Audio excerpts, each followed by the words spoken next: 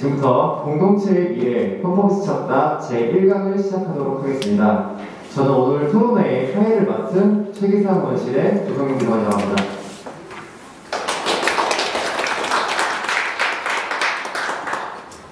먼저 국민들과 있겠습니다. 모두 자리에서 일어나 단상 위에 국기를 향해 주시기 바랍니다.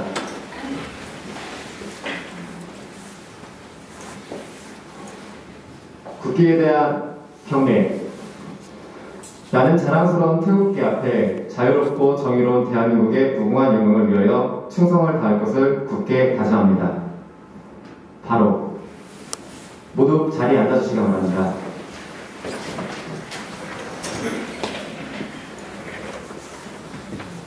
바쁘신 일정에도 불구하고 오늘 공동체의 미래 헌법에 스쳤다의 첫 강연에 빛내주시기 위하여 자리에 참석해주신 내빈분들을 소개하도록 하겠습니다. 제가 한 분 한 분 소개해드릴 때마다 여러분들께서 따뜻한 박수로 맞이해주시기 바랍니다.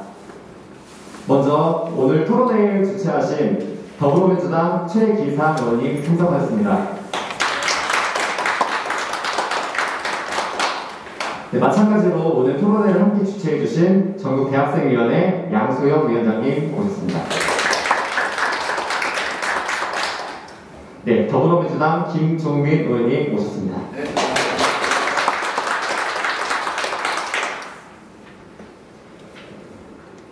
그럼 본격적인 시작에 앞서 오늘 토론에 나누신 분들의 인사 말씀을 듣도록 하겠습니다. 먼저 최기상 의원님께서 인사 말씀 해주시겠습니다. 네, 감사합니다. 구준 날씨에 이렇게 자리에 함께 계신 분들께 존경의 말씀을 드립니다. 우리 이 좋은 강연을 함께 해주신 전국 대학생위원회 양소영 위원장님과 우리 위원분들께도 감사의 말씀을 드립니다. 우리 김영원 교수님은 제가 10여 년 전에 우연히 강연장에서 한번 뵙고 존경의 마음을 품고 있었는데 귀한 자리에 첫 번째 강연장을 모시게 됐습니다. 저 영광스럽게 생각합니다. 우리 공동체가 안전하고 편안하고 행복하게 지내기 위해서 함께 만든 국가 그리고 국가 권력이 오히려 우리를 옥죄고 있는 것은 아닌지 우리가 부리고 가지고 놀아야 될 국가 권력에 의하여 뭔가 제약받고 있다는 느낌이 많이 드는 현실입니다. 그래서 오늘 이 자리에서는 그러한 점들을 헌법을 통해서 어떻게 달리 생각할 수 있는 계기를 마련하고 싶다는 생각에서 교수님을 모셨습니다. 오늘 자리에서 더 많은 것을 나누고 깨닫게 되고 이후에 실천하는 그런 과정에 출발이 되기를 기대합니다. 귀한 시간 함께 해주셔서 감사드립니다. 고맙습니다.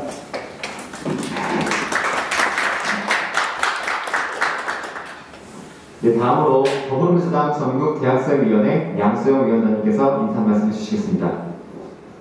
안녕하십니까. 전국대학생위원장으로 이번에 선출된 양소영이라고 합니다. 우선 이렇게 뜻깊은 토론회에 저희가 함께 할 수 있게 되어서 정말 영광이라고 생각하고요. 사실 청년 세대들에게 헌법이라는 주제로 토론회를 개최한 게 이번이 처음입니다. 다소 어렵고 청년 세대들에게는 좀 난해하고 거리감이 느껴지는 주제라고 생각을 해서 이전에 기획을 한 번도 못 해봤던 아젠다였는데 아무래도 이제 최기상 의원님 같은 경우에는 판사 출신으로 헌법을 누구보다 진심으로 알고 있고 또 청년들에게 이런 강연의 주제를 기획해 주셔서 저희도 흔쾌히 함께 이 자리에 오게 되었습니다. 이번 토론회가 좀 청년들에게 좀 다가가기 쉽고 이해할 수 있는 또 토론회장이 되길 바라면서 총 6회차로 저희가 기획을 했어요. 그래서 아마 6회차 내내 저희 대학이 위원들이 같이 참여를 할 텐데 저희는 많이 배우고 또 공부할 수 있게끔 그렇게 도모하겠습니다. 특히 저희 전국대학생위원회는 대학생으로만 구성되어 있는 게 아니고 10대 청소년 친구들도 함께하고 있습니다. 특별히 저기 지금 안경 쓰고 지금 목도리 하고 있는 친구 같은 경우는 실제 고등학생이거든요. 그래서 저희 이런 차원에서 고등학생 청소년 친구들도 이 헌법 주제에 관련돼서 많이 공부를 할 수 있는 이런 자리를 마련해 주셔서 진심으로 감사드리고 저는 공부하는 자세로, 배우는 자세로 이번 행사 임하도록 하겠습니다. 감사합니다. 네, 다음으로 오늘 자리를 빛내주신 더불어민주당 김종민 의원님께 인사 말씀 부탁드리겠습니다. 예, 더불어민주당 국회의원 김종민입니다. 제가 이거 우연히 이 국회에 지나가다가 이 포스트를 봤어요. 원래 제가 최기상 의원님을 원래 존경하고 좋아하기 때문에 저분이 무슨 토론을 하나 하고 봤는데 헌법 토론회라서 더 반가웠습니다. 저는 법조인은 아닙니다만 20대 처음 국회 들어왔을 때 개헌특위에 참여해서 개헌 논의를 했었는데 저는 사실 정치를 하는 목적이 1번 꼽으라면 이 정치 선거법하고 헌법 바꾸는 거라고 생각합니다. 그렇게 생각을 마음을 먹고 있는데 또 헌법에 대해서 이렇게 고민하고 또 이제 뭔가 마음을 갖고 있는 의원님 보게 돼서 너무 반가웠고요. 제가 헌법 보면 우리 1조 2항에 모든 권력이 국민으로부터 나온다 이런 조항이 있어요. 근데 제가 사실 처음에 헌법 공부를 하면서 국민으로부터 나오기는 하는데 이게 나와가지고 어떻게 돌아다니는지 어디 가서 뭘 하는지 제대로 잘 지내고 있는지 제자리에 가 있는지 사실 이게 헌법에 쫙 나와 있는 거거든요. 그래서 사실은 이게 이 헌법의 내용과 우리 현실과 얼마나 맞는지를 계속 점검하고 그리고 이거는 누가 무슨 하늘에서 내려온 십계명이 아니기 때문에 합의한 거잖아요. 그 세상이 달라지고 사람들의 마음이 달라지면 또 합의를 또 해야 돼요. 근데 독재자들이 밀어붙이는 거 말고는 87년도도 한번 그냥 아주 짧게 합의한 거 말고는 합의가 없이 지금 30년을 살고 있어요. 그러면 둘 중에 하나죠. 우리가 합의는 없어도 기존 합의가 충분해서 우리 살만하다. 아니면 합의할 게 많은데 우리가 합의할 역량이 없다. 이 둘 중에 하나인데 후자 아닙니까? 그래서 저는 사실은 헌법이 새롭게 정비되지 않고 또 이 변화된 이 사회와 민심을 반영하지 못하고 있다고 저는 보는데 그 점에 대해서 우리 정치인들이 정말 책임감을 가지고 여기 한번 도전해봐야 된다 이런 생각을 하는데 이렇게 대학생위원회에서 또 이런 좋은 프로그램을 만들어주셔서 감사드리고 하여간 이렇게 토론을 하는 계기에 제가 우리 김영 교수님 이제 칼럼도 한번 읽어봤는데요. 헌법에 대해서 아주 정통한 그런 문제의식을 갖고 있어서 사실 제가 오늘 일부러 인사만 하러 온 게 아니라 이 강연을 좀 들으러 왔습니다. 앞으로 이 대학생위원회가 이 헌법 개정의 에너지들을 조금 더 발전시켜서 우리 민주당 내에 좀 한번 소용돌이치게 좀 해주시면 저도 같이 좀 동참하겠다 이런 말씀을 드립니다. 감사합니다. 네, 귀한 말씀 감사합니다. 다음으로는 단체 사진을 먼저 촬영하도록 하겠습니다. 오늘 자리에 와주신 참석자분들께서는 앞으로 나와주셔서 사진 촬영 진행에 도와주시면 되겠습니다. 의자 안 갖고 오시면 그냥 앞에 쭉 나와주시면 되겠습니다.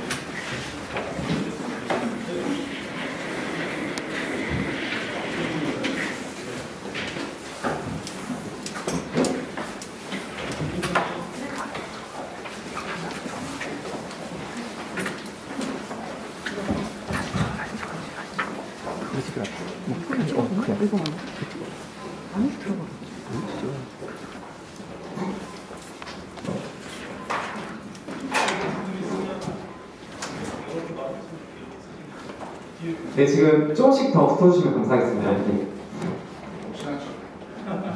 혹시 다 당기실까요?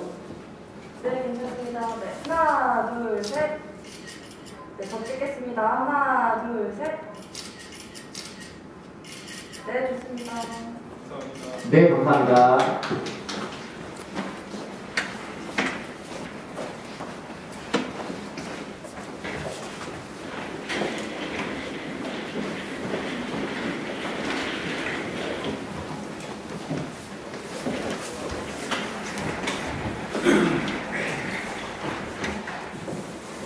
네, 감사합니다. 이제 본격적으로 공동체의 미래 헌법에서 찾다 제1강을 시작하겠습니다. 공동체의 미래 헌법에서 찾다 1강은 헌법과 권력, 국가기관의 기능과 역할이라는 주제로 부산대학교 법학전문대학원 김혜원 교수님께서 강연해 주시겠습니다.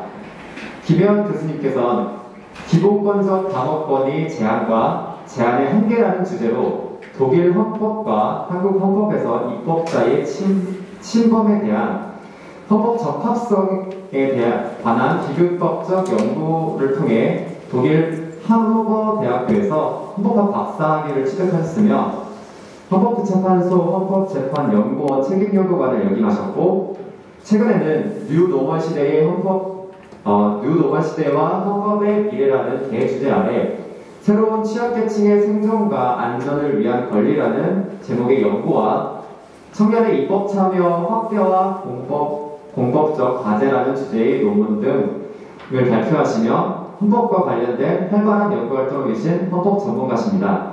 그럼 오늘 강연자이신 김혜원 교수님을 따뜻한 박수로 맞아주시길 바랍니다.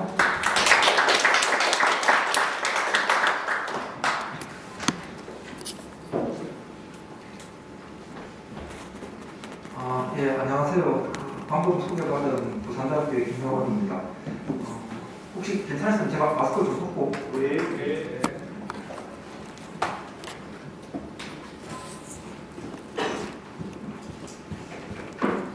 예, 사실 제가 어디 뭐 강연하거나 이렇게 할 때 긴장을 그렇게 많이 하는 편은 아닌데 오늘 조금 긴장이 조금 됩니다. 먼저 우리나라 정치의 핵심 기관이 우리나라 정치를 대표하는 국회에서 뭔가 헌법학자로 이제 강연을 해야 돼서 그렇기도 하고, 왜냐하면은 헌법이 가지고 있는 여러 가지 별명들이 있습니다. 그 별명들 중에 제가 주로 많이 소환하는 별명이 불애자식이거든요. 불애자식이라고 하면 소위 뭐 해구나 같이 부모 모르는 뭐 이런 것인데, 그 헌법은 정치로부터 태어나서 그 정치를 어휘하는 기본이거든요. 그 정치로부터 태어나지만 한번 만들어지면 다시 정치를 규제하는 규범이거든요. 그러니까 애비도 몰라보는 그런 규범이다. 그래서 저는 불애자식과 같다, 뭐 이런 생각을 합니다. 그래서 이러한 불애자식과 같은 이런 규범을 연구하고 공부하고 알리고 이런 역할들을 하는 제가 이 정치의 정당이 여기서 이제 강의를 하게 돼서 갖는 그런 마음들. 그리고 한편으로는 이제 마침 초청해주신 최기상 의원님께서, 저는 어디 가서 이제 사람 누구를 만날 때 가장 긴장되는 부분은, 저는 모르는데 누군가가 저한테 인사를 하면서 예전 어디서 강의 잘 들었습니다, 강연 들었습니다 이렇게 할 때 저는 그때 무슨 말 했지 생각도 안 나는데 저를 기억하고 있고, 그게 사실은 가장 두려운 자리이기도 합니다. 근데 저는 정말 이번에 초대를 받고 최기상 의원님께서 어떤 분이신지, 국회의원 최기상이라는 이런 이름 자체를 저는 모르고 있었는데, 근데 오늘 아까 전에 최기상 의원님께서 10년 전에 제 강연을 어디선가 들어줬다 이렇게 이야기해서 긴장도가 훨씬 높아졌습니다. 그때 제가 어떤 이야기를 했는지도 기억이 안 나고, 지금 하는 이야기들 그때 했던 말들과 과연 모순되는 것은 아닌지 이런 두려움들도 조금 있습니다. 근데 또 한편으로는 함께 주최한 곳이 이제 대학생위원회라고 들었습니다. 그래서 제가 학교에서 늘상 학생들과 관련해서 함께 헌법을 토론하고 이야기하고 했던 그런 경험들에 비추어서 오늘도 그러한 경험들의 연장선으로 생각하고 몇 가지 이야기를 조금 드리려고 합니다. 의뢰받은 주제는 이제 헌법과 권력에 관한 것인데, 사실은 이 주제를 가지고 오늘 저한테 주어진 한 40분 남짓 되는 시간 동안에 많은 것들을 세세하게 말씀드리기 굉장히 좀 어려울 것 같습니다. 그렇지만은 기본적인 어떤 윤곽들에 관한 것들, 아니면은 헌법을 대하는 자세라고 할까요? 그리고 헌법과 권력을 바라보는 기본적인 문제의식, 이런 것들을 함께 조금 나눌 수 있는 기회가 됐으면 좋겠다, 이런 생각을 합니다. 사실 오늘 말씀드릴 내용들의 대부분의 중요한 개념들은 이미 여러분들께서는 이미 익히 들었고 배웠던 것일 겁니다. 왜냐하면 우리나라 의무교육만 받으면 나오는 단어들을 조금 더 깊게 한번 성찰하는 것에 지나지 않는다. 뭐 이렇게 생각을 합니다. 헌법이랑 여러분들 이 자리에서 헌법을 처음 들어보신 분은 없을 테고요. 그러면 누가 여러분들께 헌법이 뭐냐? 이렇게 물으면 여러분들은 뭐라고 대답을 하십니까? 헌법은 뭡니까? 어떤 법입니까? 법이잖아요, 그죠? 어떤 법입니까? 헌법 처음 들어보세요. 들어보셨잖아요, 그죠? 예. 그러면 누가 여러분들께 헌법이 뭐냐 이렇게 묻는다. 여러분들 어떻게 대답을 합니까? 예. 예? 예, 국가의 기본이 되는 기본이다, 법이다. 예, 또 최고 기본이다. 예. 기본이 되는 기본들 여러 가지 있습니다, 사실은. 그렇죠. 그런데 이제 헌법이 가진 다른 기본들과 관련해서 가장 두드러진 특징은 최고 기본이라는 것이거든요. 그 최고 기본이죠. 자, 그러면은 헌법이 최고 기본일 수 있는 이유는 어디에 있습니까? 왜 헌법은 최고 기본입니까? 왜? 헌법적 어디에도 최고 기본을 말이 없어요. 근데 왜 헌법은 최고 기본입니까?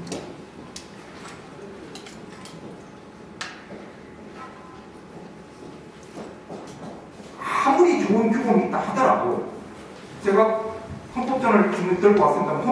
대한민국 헌법이 이 안에 들어있습니다. 있는데 이거 아무리 있어도 지금 현재 누가 여러분들 목에 칼을 딱 들이대고 있으면 이 순간은 칼 들이댄 사람의 의사가 여러분들 개인에게 있어서는 최고의 실력이고 그때 칼을 들이대고 있는 사람의 요청이 최고의 강제고 최고의 규범이지 않습니까?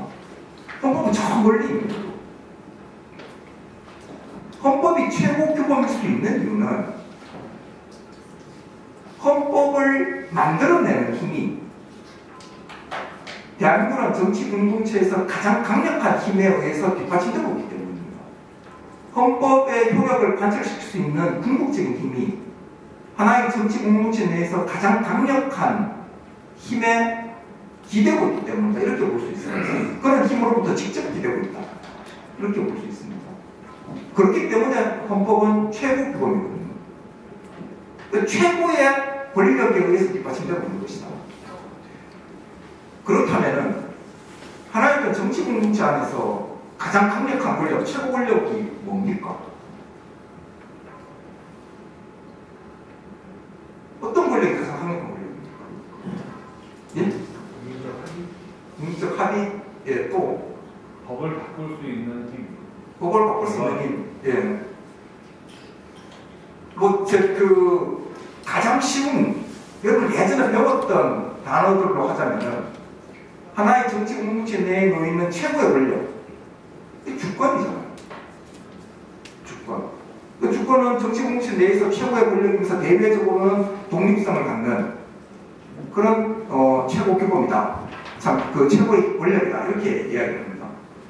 그럼 제가 왜 지금 주권 이야기를 하냐면, 헌법은 결국은 주권으로부터 만들어지는 규범입니다. 제가 좀 설명하겠습니다.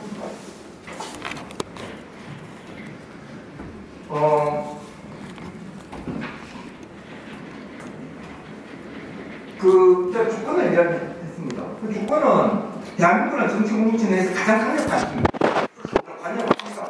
근데 이러한 주권을 가지고 할 수 있는 일이 뭡니까? 주권하고 같은 말이 실질적으로 같은 주권이 최고 권력이다 라고만 이야기를 하면은 이거 똑같습니다. 누가 저보고 너는 왜 키가 작으냐? 잘하지 않았습니까? 머리카락이 왜 빠졌냐? 염색 안 했으니까 이렇게 이야기하는 거 똑같은 것이고 뭐가 방법이 지나지 않는다는 것이죠. 주권 이거 가지고 뭘 하는 힘이냐 하는 것인데 이것의 본질은 결국은 헌법을 제정하는 거예요. 헌법 제정입니다. 역사상 등장했던 각종 혁명들은 누가 나라의 주인이 되느냐 주권을 쟁취하기 위한 과정들이었고 그것의 본질은 결국은 그러한 정치체의 헌법을 제정할 수 있는 권력자가 누가 되는지에 관한 다툼들이었다. 이렇게도 과언이 아닙니다. 프랑스 혁명, bol셰비키 대혁명 다 마찬가지였고 대한민국 독립혁명 마찬가지였고 미국 독립혁명 마찬가지였고 결국은 주권은 다른 말로 헌법을 제정하는 권리입니다. 이렇게 볼 수 있습니다. 그러면 헌법은 어떤 권리입니까? 이러한 주권에 의해서 만들어지는 권리입니다. 주권에 의해서 만들어지는 권리입니다. 아까 전에 제가 헌법은 어떤 교범이라고 여러분들께 여쭈었습니다. 그런데 헌법은 대한민국의 정치 공동체에 놓이는 최고 규범이라는 거예요. 최고 규범. 그리고 이러한 최고 규범은 주권에 의해서 뒷받침되고 있는, 직접 뒷받침되고 있어서 최고 규범일 수 있다. 이렇게 제가 이야기를 했습니다. 제가 한 가지 더 여쭤보고 싶습니다. 여러분들은 어떻게 생각하세요? 이러한 최고 규범인 헌법을, 대한민국의 정치 공동체에 있는 최고 규범인 헌법을 우리는 준수해야 된다. 준수할 의무가 있다. 이렇게 생각하시나요? 그렇게 생각하시는 분 손 한번 들어보세요. 헌법은 준수할 의무가 있다. 예. 예, 손 내리시고. 방금 손 드신 분들은 혹시 다른 자리에 가서 장래 희망이 뭐냐? 이렇게 이제 여쭙는다면은 자신의 장래 희망을 헌법 65조가 규정하고 있는 탄핵소추 대상자로 삼으면 적절합니다. 제가 무슨 말씀이냐 하면은 냉정하게 말씀드리면은 우리 일반 국민들은 헌법을 준수할 의무가 없어요. 왜냐하면 우리는 헌법을 만들어야 주권자, 우리 헌법 1조 2항에 대한민국의 주권은 국민에게 있게 되어 있습니다. 헌법은 기본적으로 국가 권력이 준수할 의무입니다. 헌법을 어겼다고 해서 아무 문제 아닌 게 우리들은.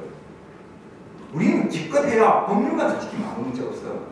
조금 좋은 사람이라는 소리 듣고 싶으면 때로는 뭐 예전에 윤리니 무덕이니 이렇게 붙여진 것 지키면 좋고 뭐 아니면 못 맞는 거잖아, 실제로. 헌법뿐만 아니라 대한민국 시민의 이민갈 자유가 있어요. 거주지의 자유를 통해서 보장받고 있는 거죠. 헌법상 권리가 있어요. 우리는 냉정하게 이야기를 하자면 헌법을 준수할 의무가 없습니다. 뭐 오늘 주제가 헌법과 권력이어서 뭐 좀 깊게 말씀드릴 수 없지만은 그런 차에서 보면 냉정하게 본다면 우리는 다른 사람이 이거를 존중하는 의무도 없어요. 할래야 할 수가 없어요. 그런 권력이라는 힘이 없기 때문에. 그 또한 국가 권력의 의무죠. 그래서 우리 헌법은 뚜렷하게 헌법 10조에 쓰고 있습니다. 국가는 개인이 갖는 불가침의 기본적 인권을 확인하고 보장할 의무를 준다. 그렇게 하고 있거든요. 기본적 인권을 보장할 의무의 주체가 국가예요. 우리가 아니라. 그래서 우리가 그러면 헌법적 차원에서 어떤 차원이냐라고 이렇게 얘기할 수 있습니다. 헌법은 주권에 의해서 만들어지는 권력이잖아요. 그래서 헌법을 준수해야 되겠다는 이런 의무감이 엄청 깊은 곳에서 아주 강력하게 올라오는 분들은 마땅히 국가 권력기관, 특히 아주 고위 국가 권력기관을 장기망으로 삼아야 마땅한 사람이고 그래야 적정한 것이죠. 우리 국민들 입장에서는 헌법을 어떻게 잘 활용할 것인지가 사실은 관건이다. 활용할 의무가 있지가 않아요, 사실은. 근데 활용을 좀 더 잘하면은 우리 이익을 위해서 조금 더 좋을 수 있다. 저는 이렇게 생각합니다. 그럼 헌법은 어떤 차원? 헌법은 주권으로부터 주권적 헌법 제정 권력으로부터 만들어지지만은 헌법에 의해서 만들어지는 각종 권력들이 있습니다. 그런 권력들을 통칭해서 우리는 보통 통치권이라고 합니다. 우리 헌법 1중 2항은 대한민국의 주권은 국민에게 있고 모든 권력은 국민으로부터 나온다. 이렇게 쓰고 있습니다. 대한민국의 주권, 즉 헌법을 제정할 수 있는 권력, 이거 누구한테 있느냐? 국민에게 있다라고 헌법을 선언하면서 모든 권력은 국민으로부터 나온다고 할 때 그때 말하는 1중 2항 후문에 나와 있는 그 모든 권력을 일반적으로 통치권이라고 새깁니다. 그래서 주권자에 의해서, 즉 주권자가 헌법 제정 권력을 발동해서 최고 규범인 정치공동체 최고 규범 헌법을 만들고 이런 헌법에 의해서 근거 지어져서 만들어진 권력이 있습니다. 그게 바로 통치 권력인데 구체적으로 통치 권력들은 어떤 것들이 있느냐? 뭐 대표적으로 거칠게 말씀드리자면은 입법권, 행정권, 사법권들이 입법이 뭡니까? 입법.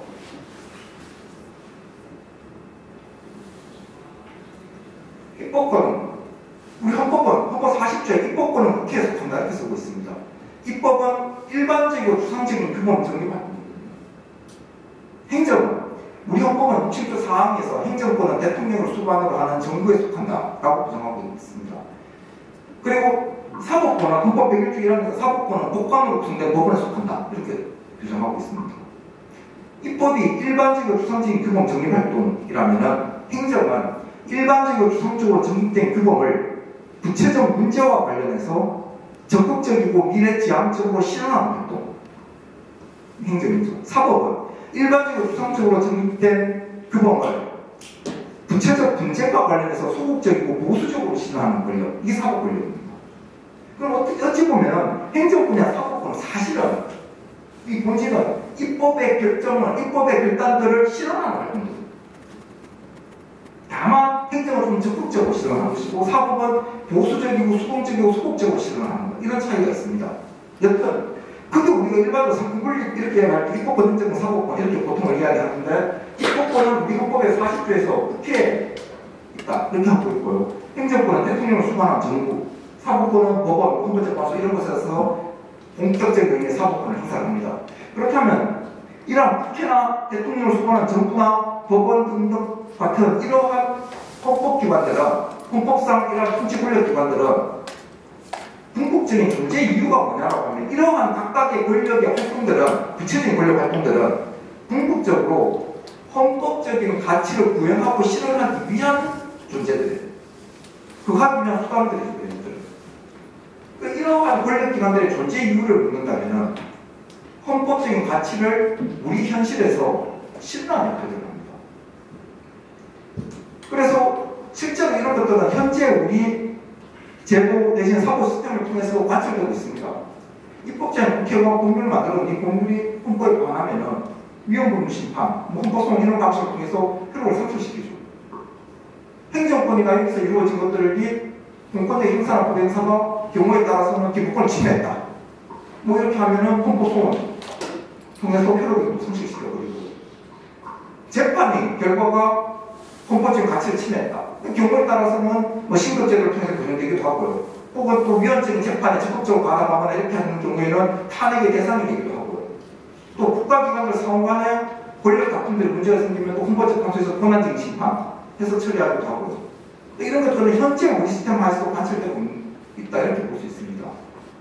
그래서 각각의 이러한 권력의 구체적인 작용들은 그 존재 이유가 바로 헌법을 구현하기 위한 수단들이다 이렇게 볼 수 있습니다.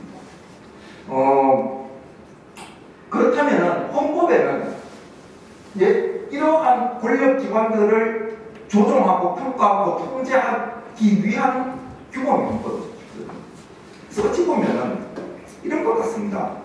우리가 과거에 독립하고 하기 전에 그런 시절에 정치 공동체에서 우리는 식민이었거나 혹은 식민이었는데 혁명을 통해서 우리가 나라의 주인으로 주권자로 거듭나면서 그런 권력으로부터 쟁취해낸 하나의 어떤 무기와도 같은 것, 이게 사실은 헌법규범입니다.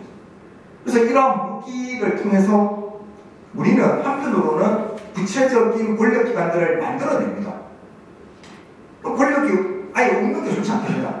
권력이 때로 필요하죠. 왜냐하면 우리가 자연 상태에서 그냥 혼자 아니면 소규모로 살면은 이런 권력이 없어도 될 수 있겠지만은 기본적으로 우리는 우리가 지향하는 대한민국 정치 공동체가 지향하는 일정한 가치들이 있는 것이고, 그래서 그러한 것들을 추구하려고 하기 위해서는 일정한 가치들을 배분할 수 있는 힘들이 필요하고, 또는 뭐 외적인 측으로 온다든지 뭐 누가 나를 죽이려고 한다든지 아니면 또 다른 여러 가지 개인적 차원에서 해결할 수 있는 여러 가지 문제들이 발생하면은 그런 문제들을 해결해 줄 수 있는 힘이 필요하고, 이러다 보니까 일정한 권력을 만들어내죠.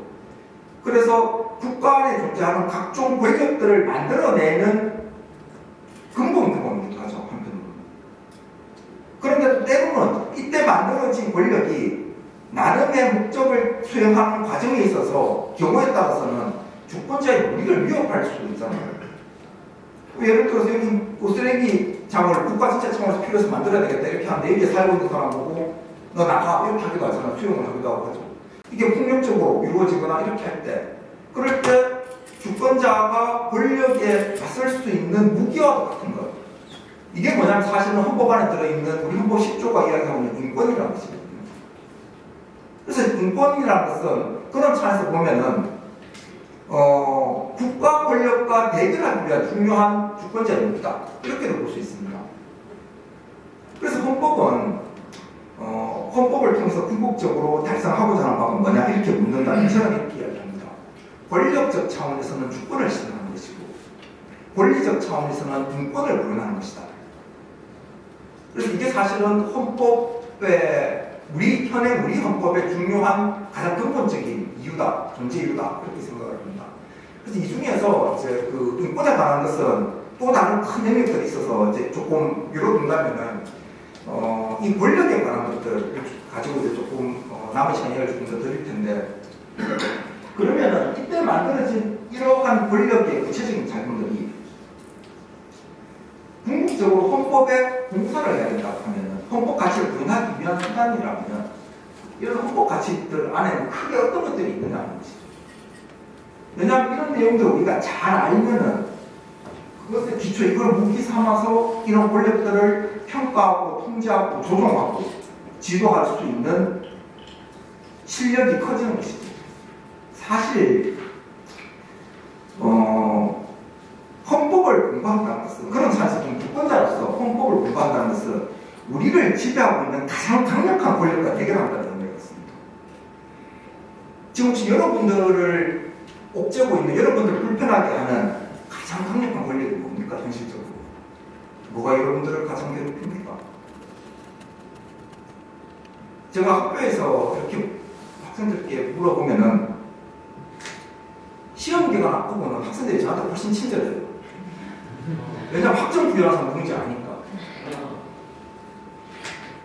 각 연애를 시작한 어느 여학생을 보면은 남자친구에서 도시락도 싸고 도서관 자리도 잡아주고 뭐 이렇게 하고 또 온갖 것들을 남자친구가 지배하는 것 같아요. 가끔 불러서 요새 너의 자유를 제한하는 것이 훼손하는 것이 억압하는 것이 어떤 존재냐 이렇게 물으면 집에서 용돈 받아서 다니는 학생들은 부모님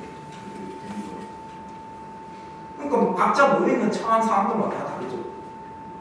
지금 여러분들의 구체적인 자유를 억압하고 통제하고 조종하는 가장 강력한 권력이 누굽니까? 어떤 권력입니까? 오기 싫은데 이 자리에 못 오게 만드는 그런 권력인가요? 어떤 권력이 여러분들 힘들게 합니까?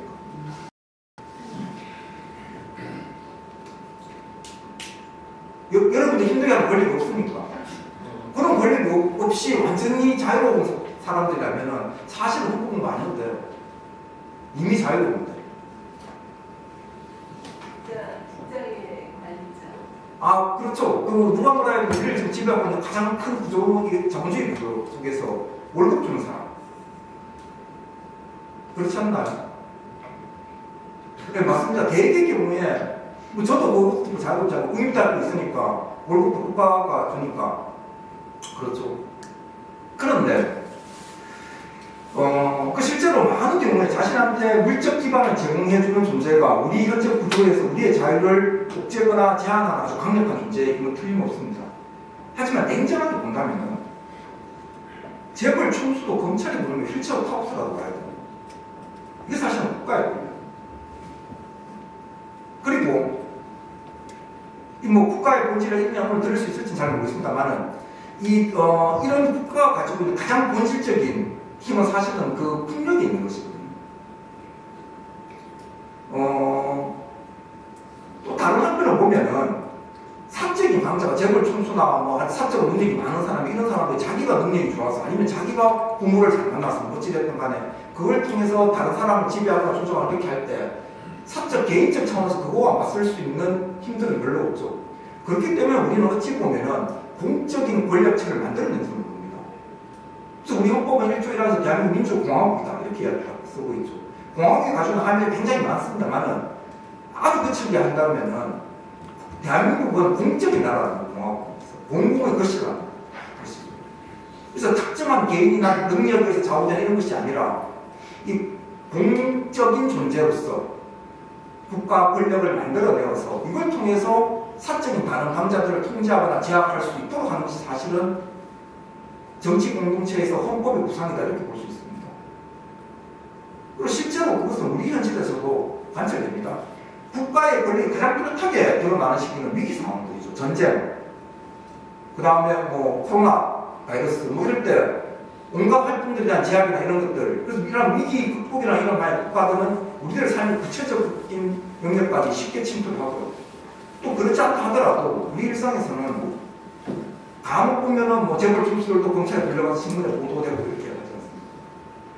그래서 실제 어찌 보면은 우리 개인의 자유와 행복을 추구함에 있어서 각자 모여있는 문제사항들이나 자신의 자유들을 억압하거나 조정하는 존재들은 아주 다양하겠지만은, 한편으로는 헌법을 공부해서 우리를 지배하는 가장 강력한 권력과 한번 대결하는 이런 연습들을 통해서 그렇게 되면 다른 권력들은 그거와 전쟁이 되거든요. 경우에 따라서는 이러한 국가 권력을 활용해서 나의 자유를 억압하는 것들과 직접 대결할 수도 있고요. 그래서 이러한 힘을 키우는 것이다. 그래서 어찌 보면 헌법을 공부하는 과정들은 우리의 자유들을 확충하는 과정들이 있다. 이렇게도 볼 수 있습니다. 자, 그렇다면 이러한 권력들을 통해서 궁극적으로 이러한 권력이 추구돼야 되는 헌법적인 가치들이 어떤 것이 있냐라고 한다면, 우리 헌법에서 크게 보면 좀 거칠게 말씀을 드리자면, 헌법적인 큰 가치들 중에 크게 저는 이렇게 구분을 듭니다. 하나는 뭐 절차에 관한 것이 있고, 하나는 내용에 관한 것이 있습니다. 이 내용적 차원에서 보면 우리 헌법은 대한민국이라는 정치 공동체가 나아가야 할, 지향해야 할 기본적인 그리고 또 근본적인 가치들을 거의 빠짐없이 다 담고 있다라고 저는 생각을 합니다. 예를 들어서 우리 헌법은 3조에서 통일을 얘기하죠. 이 헌법적인 가치가 잘 구현되는 국가, 그러니까 이러한 국회, 정부, 법원 얘네들이 궁극적으로 지향해야 하면서 헌법이 잘 구현되는 정치 공동체 이렇게 하고요. 헌법이 잘 구현되는 정치 공동체를 우리는 헌법국가라고 합니다. 헌법적인 가치가 잘 구현되는 정치 공동체로서의 헌법국가의 구현. 누가 저한테, 저도 제 사적인 영역이 있습니다만 공적인 차원으로 제가 글을 쓰고 강연을 하고 뭐 등등 하는 이런 활동들의 궁극적인 목적이 뭐냐 이렇게 묻는다. 저는 헌법국가 구현에 이바지하는 게 있다. 저는 그렇게 생각을 하거든요. 그러면 이런 헌법국가 구체적인 내용과 관련해서 어떤 것들이 있냐라고 한다면, 예를 들어서 우리 헌법 4조에서는 통일을 이야기하고 있죠. 평화통일, 통일국가, 평화국가, 헌법 5조, 6조 등에서는 평화국가, 헌법 9조에서 이야기하고 있는 문화국가, 헌법 10조 이하에서 쓰고 있는 인권보장국가, 헌법 34조에서 이야기하는 인간다운 생활할 권리, 뭐 사회보장, 사회복지관 등을 통한 사회국가, 헌법 34조 6항에서 있는 제1항에 기초한 안전국가, 헌법 35조가 이야기하고 있는 환경국가, 헌법 제8장에서 지방자치이죠. 헌법 제8장에서 존재하고 있는 분권국가, 헌법 제9장이 경제에 관한 조항입니다. 경제국가, 헌법 127조가 공부하고 있는 과학국가 등등 이러한 가치들이 현실에서 잘 구현되는 정치 공동체를 만들도록 권력이 요구하고 있는 거죠. 이게 우리가 헌법이라는 것을 통해서 우리가 꿈꾸는 우리의 미래의 모습들, 혹은 우리 공동체가 마땅히 구현되어야 할 국가상들을 여기서 이야기하고 있다라고 볼 수 있습니다. 좀 거칠게 이야기를 하자면 이런 내용들이 많이 들어있고, 그 다음에 이런 것을 이루어 나감에 있어서 절차에 관한 내용들로서 우리 헌법의 양대축이라고 한다면은 이 권력을 통제하기 위한, 실제로 이거 두 가지 다가 헌법 규범이기 때문에 헌법 규범은 기본적으로 이런 권력을 통제하는 규범입니다. 한편으로는 권력 행사의 정당성의 근거를 마련해주면서 이러한 권력을 평가하고 통제하는 규범인데, 절차적 차원에서는 이 민주주의, 그리고 법치주의, 이 두 가지의 양대축을 가지고 국가 권력 행사를 지도하고 있다 이렇게 볼 수 있습니다. 먼저 우리 예를 들어서 민주주의 그렇게 보시면 근거가 뭐냐 이렇게 묻는다면, 저는 여러 가지 근거들이 많습니다만 민주주의와 관련해서는 우리 헌법 1조 1항에서 대한민국은 민주공화국이다 이렇게 쓰고 있습니다. 민주주의 혹은 민주란 말은 헌법상 여러 곳에 자주 등장을 하고요. 특히 뚜렷하게 대한민국은 민주공화국이라고 그러죠. 민주주의 방식을 통해서 공적인 국가를 만들어내는 것, 공화주의를 구현하는 것, 뭐 이렇게 해석할 수 있겠습니다. 이 민주주의가 있고. 그 다음 법치주의는, 법치주의란 말은 현부터 어디에도 등장하잖아요. 그렇지만 당연히 존재하고 있습니다. 왜냐하면 헌법과는 법이거든요. 헌법과는 법이기 때문에 헌법에 의한 지배라는 것은 기본적으로 법에 의한 지배를 존재하고 있는 것이죠. 당연히 존재되어 있는 것이다. 이렇게 볼 수 있습니다. 자, 그러면은 민주주의가 뭐냐? 민주주의가 뭡니까?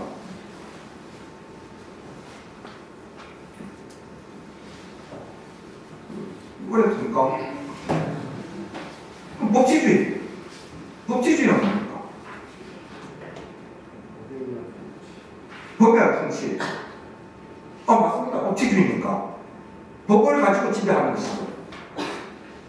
그런데 이제 이 법치주의가 제가 부탁을 해서 제가 최근에 쓰는 칼럼을 여러분께 예고해 드렸는데 제가 이걸 왜 썼고 왜 배부를 요청드렸냐 하면은 이 법치가 잘못 이해가 되면은 준법으로 꼬독되어서 활용되는 경우가 굉장히 많은 것 같습니다. 어느 순간부터.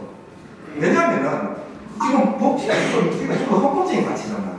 이 헌법을 준수해야 되는 수범자 내지는 헌법의 의무자 이런 국가 권력이 하는 거예요. 우리 같은 다수의 일반 사람들은 우리 민주주의 안 지켜도 되고요. 법치주의 안 지켜도 돼요. 아무 상관없어요, 사실은. 법치주의 없겠다, 민주주의 없겠다, 뭐 그렇게 하기도 어렵지만은 그렇다고 해서 뭐가 문제되지 않거든요. 그런데, 그러니까 예를 들어서 내가 민주적으로 선거에 참여해서 후보를 찍었는데 내가 찍은 사람이 안 됐어. 나는 아무튼 저 사람 나의 대표자 인정을 안 한다. 이렇게 한다고 해서 아무 문제가 안 생기죠. 그리고 누가 물으면은 나의 대표자는 저 사람이 아니야. 이렇게 한다고 해서 뭐 문제 생기지 않죠, 실제로. 이 법치주의도 마찬가지로 국가 권력이 준수해야 되거든요. 법치주의는 기본적으로 국가 권력이 자신의 권력을 자의적으로 마음대로 멋대로 행사하지 않도록 법에 예속시키는 활동입니다. 그래서 법에 따라서 이루어지는 것입니다. 그렇기 때문에 이 법치주의는 권력 행사에 있어서의 어떤 사실은 적극성이나 단호함이나 이런 것들과 호응하는 것이 아니라 권력 행사에서 부정함, 성찰 이런 것들과 호응하는 겁니다. 그렇게 해서 그렇게 하기 위해서 법치주의로부터 파생되는 중요한 원칙들 중에 하나가 권력을 쪼개는 권력 분립이에요.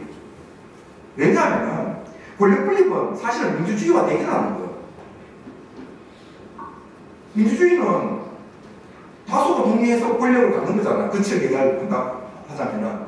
근데 그 권력을 쪼갠다는 것은 다수가 동의한 권력을 쪼개놓는다는 것은 민주주의적인 사회에서는 받아들이기 어려운 사회죠.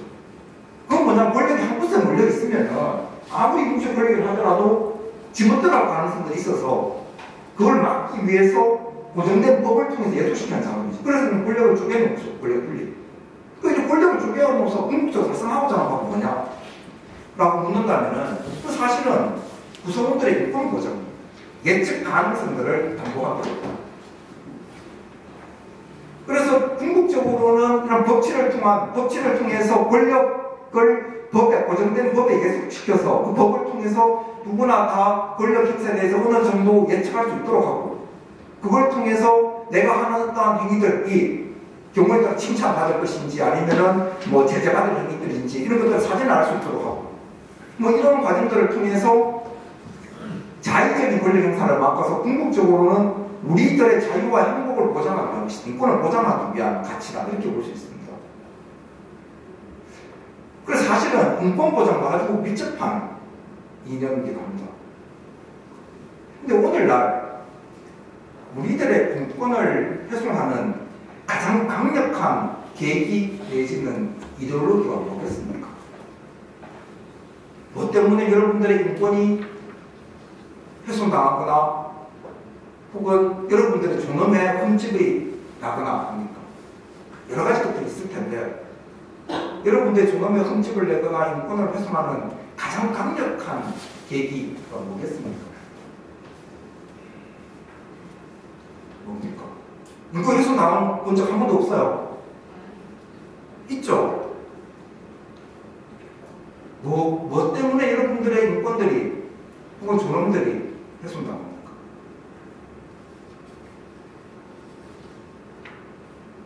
우리들의 인권을 훼손하는 가장 강력한 계기 사실은 민주주의예요. 민주주의는 본질적으로 뭐냐면 민주주의라는 것은 결국은 주권자 다수였지. 다수가 동의하기만 하면은 사람 한 명 죽여버리는 거 간단한 시스템이에요. 현실에서는 거의 대부분 민주주의가 승리합니다. 왜냐하면 현실적인 힘을 가지고 있으니까 민주국가에서는. 민주주의 체제 하에서 민주주의 요청과 법치주의에 관한 요청들, 인권에 관한 요청들이 함께 나가는 것들은 아주 손이 쉬운 문제들이에요. 이것에 대해서는 여건 양은 대개의 경우에 이설이 별로 없을 거예요. 근데 기본적으로 이 양자는 대립하는 관계고 질한 관계에 있습니다. 왜냐하면은 지배를 하는데 국가 권력 기관이 그리고 통치 기관들이 통치 권력을 행사하는데 통치 권력을 행사할 때 한쪽에서는 다수의 뜻에 따라서 행사를 하는 이게 민주주의고요. 한쪽에서는 법에 따라서 하라고 하는 것입니다. 고정된 법에 따라서. 이 고정된 법은 어찌 보면은 이 주권의 과거적 열망을 강제하고 있는 것이 이렇게 볼 수 있어요. 옛날에 다수가 있었으면 있죠. 하지만 이때 다수는 시시각각 바뀌는 거죠. 학교에서 제가 교수일 하거나 그렇게 해서 보면 항상 느끼는 것이 어느 집단에서 다수를 확보한 세력들은 어떤 문제가 생기면은 규정대로 잘 안 하려고 해요. 왜냐하면 현실적인 힘이 있으니까. 그때 규정을 이렇게 만드는데 지금은 상황이 바뀌지 않느냐. 이러한 사유를 전제하고 만든 규정이 아니지 않느냐. 옛날에는 평화시를 만들고 지금 전시 상황 아니냐.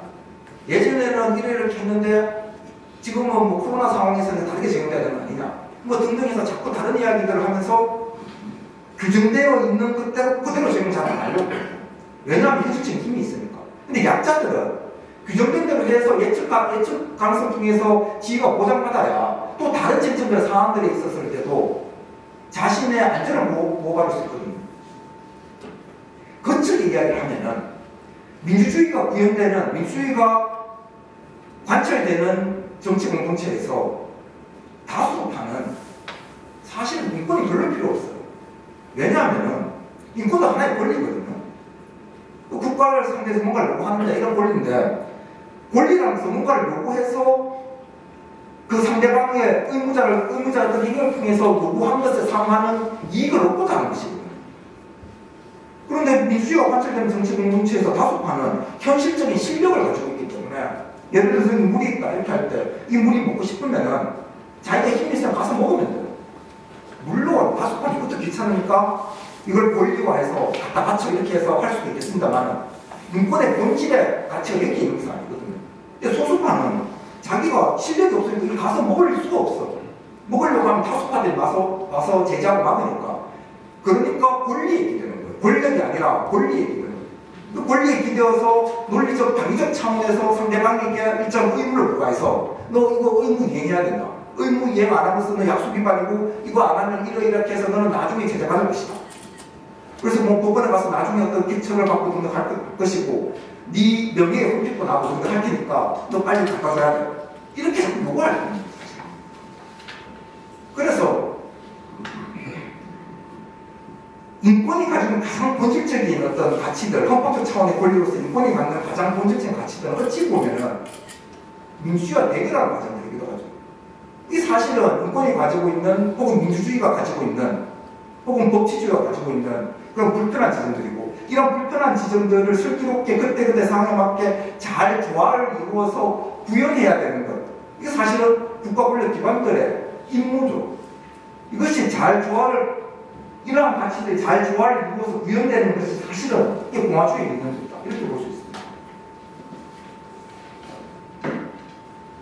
자, 그런데 그렇다면은 이러한 국가 권력 기관들이 이러한 우리 헌법이 제한한 여러 가치들을 여러 가치들을 잘 구현하는 목적과 더불어서 그러한 과정에 있어서 이런 민주주의와 법치주의라는 이런 가치들도 함께 준수를 해야 됩니다. 근데 이 양자는 근본적으로 많은 경우에는 함께 가는 경우들도 있겠습니다만 어려운 쟁점들은 이것들이 서로 결렬되는 것들이 많죠.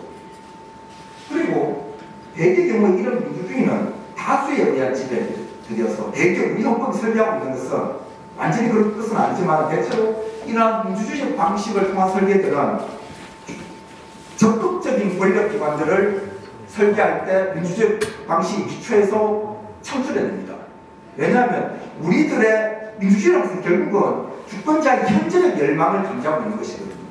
법치주의는 이미 만드신 법이기 때문에 어찌 보면 과거적인 열망을 가지고 있다면 민주주의는 주권의 현재적 열망들인데, 그러니까 이거는 우리들의 현재 문제와 미래를 결정하거나 이렇게 할 때는 다수에 의해서 결정되도록 하고 있죠. 그래서 가만히 보면은 가장 정치기관인 입법기관들은 선출돼요. 다수에 의해서. 아니면은 정말 중요한 쟁점들에 관해서는 국민이 직접 결정하죠. 국민투표 이런 방식을 통해서 헌법 개정할 때 필요적 국민투표 같이도 하고 있습니다. 대개의 경우에는 그렇게 이루어지고 있고, 그런데 그렇기 때문에 이러한 권력들은 민의에 훨씬 더 의존적이에요. 다수를 대변해야 되고, 더군다나 다음에 또 당선되기, 지금 임기가 4년인데 계속 또 할 수 있으니까 다음에 당선되기 위해서는 이러한 다수의 여론에 아주 긴밀하게 반응을 할 가능성들이 높죠. 다른 기관들은. 반면에 이 사법 권력은 민주주의 다수에 의한 다수의 판단이 항상 법적 정확성을 담보하는 것은 아니죠. 가끔 그런 이야기 합니다. 민주주의 이야기하면서 법관과 선출해야 된다 이렇게 이야기한다면은, 그래서 그렇게 완전한 의미에서 그렇게 이루어진다는 것은 우리 헌법의 구성하고 좀 거리가 있다고 볼 수 있어요. 왜냐하면 다수의 의사에 맞서서 이 법치를 수호하기 위한 것이 본연의 사법의 역할들이거든요. 그렇기 때문에 여기는 선출보다는 저 임명을 하고 그러면서도 신분의 보장을 특히 강하게 하고 있죠. 이러한 것들이 다수에 의해서 그때그때 형성되는 다수에 의해서 좌우되지 않고 헌법이 추구하는 또 다른 중요한 가치인 법치라는 것을 지키기 위한 하나의 보루로서의 역할들. 사실 그렇게 역할을 해야 되는 것이 헌법재판소, 대법원 이런 기관들이겠죠. 행정 권력은 아까 전에 제가 행정은 입법이 일반적으로 추상적인 규범 정립활동이라고 말씀드렸고요. 일반적으로 추상적으로 정립된 규범을 구체적 문제와 관해서 적극적으로 미래지향적으로 실현하는 권력이 행정이라고 했습니다. 행정은 기본적으로 적극성과 미래지향성을 가지고 있기 때문에 적극적인 권력이긴 하죠. 하지만 일반적으로 추상적으로 정립된 그 규범, 입법을 넘어설 수 없다는 점에서 일정한 한계들을 가지고 있습니다. 그래서 가만히 보면은 행정권의 수반은 대통령은 국민이 선거에서 뽑잖아요. 그렇지만은 그리고 난 다음에 대통령과 아주 가까이 있는 소위 말해서 국회나 국회의 동의를 받아서 임명되거나 이런 몇 가지 자리를 빼놓고 나면은 되게 많은 행정 권력 담당하는 주체들은 지국공무원들입니다. 그렇게 하는 것은 뭐냐 하면은 어찌 보면은 이런 적극적인 권력과 소극적인 권력의 어떤 균형의 의미들이 들어가 있는 것이다. 그래서 그러한 상황 속에서 적절하게 권력을 통제하도록 우리 헌법은 사실은 설계하고 있다 이렇게 볼 수 있습니다. 그래서 제가 5분만 더 말씀드리고 질문 받고 나가겠습니다. 그래서 그런 관점에서 우리가 본다면 실제로 이 민주주의에 기대는 것은 특히 정치 권력이 민주주의에 훨씬 더 많이 기대고 민감하게 움직이죠. 정치적 성격이 강하면 강할수록. 일반적으로 그러면 정치가 뭐냐고? 정치는 항상 가치의 권위적 결국이라고 이렇게 보면 정의할 수 있습니다. 우리 좀 여러 가지 가치들이 있죠. 돈이 됐건 명예가 됐건 성이 됐건 하다못해 지금 여러분 우리가 앉아있는 이 자리에 관한 것이건 간에 이러한 것들을 어떤 기준에 따라서 어떻게 배분할 것인지에 관한 것, 이게 사실은 정치. 그런데 정치를 업으로 하는 사람이 혹은 정치 권력이 어떠한 정치 활동들을 했는데 이것에 대해서 누가 비난하거나 문제를 삼으니까 이렇게 했는 게 법에 위반되지는 않잖아. 법은 준수했어. 헌법에 반하지는 않잖아. 그래서 헌법에 안 반하는 법률이 가도 다 괜찮아. 이렇게 이야기를 하는 사람은 무능한 정치인이에요.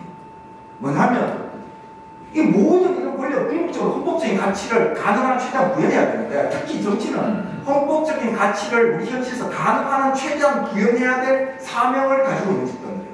예컨대 인간답게 살기 위해서, 예를 들어 최저 생계비가 인간답게 살기 위해서 한 달에 100만 원 있어야 된다 라고 하는데, 국가가 여러 가지 사정을 보니까 1000만 원씩 줄 수 있다 라고 하면은, 그러면은 가능한 한 1000만 원에 가까이 줄 수 있도록 하는 게 정치의 몫이에요. 근데 100만 원만 주고 헌법에 반하지 않았어, 헌법 시키는 데서 이렇게 이야기하는 것은 이거는 무능한 정치 권력이다 이렇게 볼 수 있고, 반대로 이 사법 권력은 헌법적 가치의 최하한을 아주 굳건하게 지키려고 하는 거예요. 그래서 이 최하한에 위반되는 경우에 처벌하거나 효력을 부정시키거나 이러한 작업들을 하는 것입니다. 만약에 이 정치 공동체의 헌법적 가치 최하한을 사법 권력 기관을 통해서 최대한 높이려고 애쓰게 되면은 그건 사법파쇼로 민주주의 자체가 괴멸되는 거죠. 왜냐하면 이것을 감당하면서 선출된 권력이 있어요. 거칠게 이야기하자면 사법 관료죠.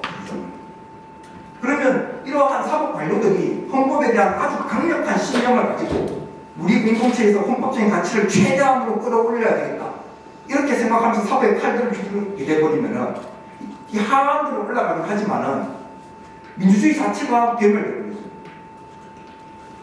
그래서 실제로는 이것들이 함께 가요. 정치와 사법은 이게 함께, 그래서 놓여있는 우리들의 정치 현실의 이러한 수준에 맞게 이것보다는 그래도 정치 권력이라고 하면은 한 발짝이라도 더 나가려고 해야 되고, 자신이 좀 더 많은 권력을 가지고 있는 권력기관이라고 한다면은 좀 더 주위에서 반보라도 좀 더 나가려고 해야 되고요. 그것이 아니라 자기가 사법 권력이라고 하면은 이러한 권력을 좀 더 절제를 해요. 그래서 행정 권력기관이긴 하지만은 여러 가지 문제들을 사법기관으로 가져가는 아주 특수한 행정 권력기관들, 대표적인 게 바로 검찰 권력입니다. 경찰이 가지고 있는 본연의 역할들은 위험 방지 사항이거든요. 이게 적극적인 가장 전형적인 행정권들이죠. 위험을 방지하는 사항들인데, 근데 수사하고 기소하고 특히 기소권을 통해서 어떠한 권력의 문제들을, 특히 우리는 그 기소 권한들을 실질적으로 독점하고 있어서 어떤 것들을 사법화 가져갈 수 있을지 없을지를 행사하는 이런 권력도 이제 검찰 권력들이죠. 그러니까 이러한 사법에 가까이 있는 똑같은 적극적인 권력인 행정 권력기관을 하더라도 그 성격이 사법에 가까이 있으면 가까이 있을수록 훨씬 더 높은 수준의 자제가 필요합니다. 왜냐하면 그렇지 않으면 민주주의에 대한 외국 기관들이 훨씬 더 커질 위험이 커지기 때문입니다. 그래서 저는 그렇게 생각합니다. 정치 권력기관이 혹은 국가 권력기관이 혹은 정권이 가장 나쁜 형태, 우리가 이제 그 군부를 통해서 뭔가를 했거나 이런 식이든 그러한 우리 저항과 혁명의 성과들을 통해서 그래도 상당 부분 이제 극복이 되고, 또 이러한 어떤 총칼을 통한 지변 이런 것들은 이제 쉽지도 않죠. 왜냐하면 국민들 저항감들이 굉장히 이제 높아져 있고 그러한 것에 부정의로움이 너무 뚜렷하게 보이기 때문에, 그렇다면은 지금 우리가 특별히 우리 헌법 현실에서 특별히 우리가 조심해야 될 것들은, 저는 이제 이렇게 생각을 합니다. 제가 이제 헌법 연구자로서 이 민주주의라는 원칙이라는 것은 결국은 다수에 의한 지배잖아요. 그러면은 어떤 정권이 민주 정권이냐라고 평가를 하기 위해서는 크게 이제 두 가지를 봐야 돼요. 첫 번째는 그러한 정권을 획득할 때 다수에 의해서 정권이 획득되었는지, 그게 뭐 돈이나 총칼이나 이런 것들이 아니라 다수의 민의를 통해서 획득한 권력인지를 봐야 되고, 근데 완전한 의미에서 민주주의를 똑같이 하려고 하면은 그럼 다수에 의해서 권력이 획득됐어. 근데 한 달 정도, 한 일주일 정도 지나니까 별로 마음에 안 들어. 그럼 다수가 여론조사를 하거나 선거를 하거나 해서 뭐 내려와 이렇게 하는 목소리가 커지면 내려와야 되잖아요. 이게 민주주의의 느낌이잖아요. 근데 이렇게 해서 계속 해버리면은 법적 안정성 자체가 담보가 안 되겠죠. 그래서 그런 상황에서도 법치를 구현하기 위해서 마련했던 장치가 중에서 여러 가지가 있습니다. 여러 가지가 있는데 대표적인 것 중에 하나가 바로 임기제예요. 그 임기 동안만큼은 안정적으로 네가 네 이상을 실현해보라고 권한을 구해주는 것이죠, 사실은. 하지만 이러한 임기제는 법치주의를 구현하기 위한 정신이거든요. 그렇다면은 민주주의의 기초에서 권력의 정당성을 얻고 권력을 획득했다 하더라도 그러한 국가 권력 기관들은, 즉 민주주의에 기대어서 일정 권력을 가지고 있는 기관들은 자신의 그 임기 동안에 끊임없이 민주적 정당성을 잘 유지하고 있는지에 대한 것을 성찰해야 됩니다. 늘상 여론을 의식하고 다수의 민의대로 어떻게 가고 있는지를 끊임없이 성찰해야 되고, 근데 이러한 성찰이 다음 선거를 통해, 국회의원 같이 다음 선거를 통해서 신임받을 수 있는 기회가 있는 경우에는 하지 말라고 해도 되게 더 잘하려고 하겠죠. 그래야 다음에 출마하거나 당선되거나 할 수 있을 테니까. 그렇기 때문에 실제로 가만히 보면은 여론이나 민의에 좌우되는 것들이 청와대나 대통령 같은 권력기관들보다는 국회가 훨씬 더 기민하죠. 여론들은 그러면 촉각을 더 많이 하죠. 근데 이제 대통령 같은 경우에 지금 그 5년 동안 단임을 유지하니까, 그렇다고 해서 단임제가 나쁘다고 저는 생각하지 않습니다. 여튼 하지만 이게 이 기간 동안에 보장받고 그 다음에 다시 할 수 있는 가능성들이 별로 없으니까 그러한 위인들로부터 조금 더 떨어져 있잖아요, 사실은. 그러니까 한번 당선되기 전에는 간이고 슬기고 다 뺏을 것처럼 이렇게 이제 이야기를 하면서, 혹은 국민 다수의 의사를 잘 반영해서 뭔가를 한 것처럼 하면서 막상 되고 나면은 다수가 아닌, 혹은 소수나 자신이나 자기가 가까운 사람들이나 뭐 특수한 관계 있는 사람이나 이런 사람들을 위한 권력을 행사할 가능성도 있죠, 실제로. 그래서 이렇게 이루어질 때는, 그러면은 그러한 권력 행사들, 그러한 기관들이 경우에 따라서는 민주적이다 이렇게 평가하기가 굉장히 어려운 것 아닌가. 그래서 우리가 어떠한 정권이 이게 과연 민주정권이었다라고 평가하기 위해서는 그 출발과 끝나는 지점을 이렇게 다 겪으면서 사실은 이루어지는 총체적인 과정들이다, 이렇게 볼 수 있습니다. 왜냐하면 누군가 오늘 나는 시시각각 여론이라든지 이런 행성들을 통해서 국가 권력 행위에 대한 끊임없는 평가가 이루어지기 때문이죠. 그런데 그렇다고 해서 그런 권력 민주주의만 기대어서 다수에만 해서 움직이게 되면 소수자가 살아날 부분도 없어요. 소수자나 혹은 인권이랑 같이 법치 이런 것들이 다 괴멸되거든요. 그래서 적극적인 국가 권력 기관들이 민주주의에 기대해서 자신의 가치 배분 활동 내지는 정치 활동 내지는 권력 활동들을 한다 하더라도 이것이 경우에 따라서 물러설 수 있어요. 늘상 반드시 민주주의에 기대지 않아도 된다 라는 것을 보장해주기 위한 것이 뭐냐면 바로 대표적인 것 중에 하나가 바로 임기제도잖아요. 그 임기까지는, 그러면 이러한 임기제도를 두고 있는 궁극적인 목적은 사실은 법치를 실현하기 위한 것이거든요. 그러면은 민주적으로 탄생한 권력기관이라 하더라도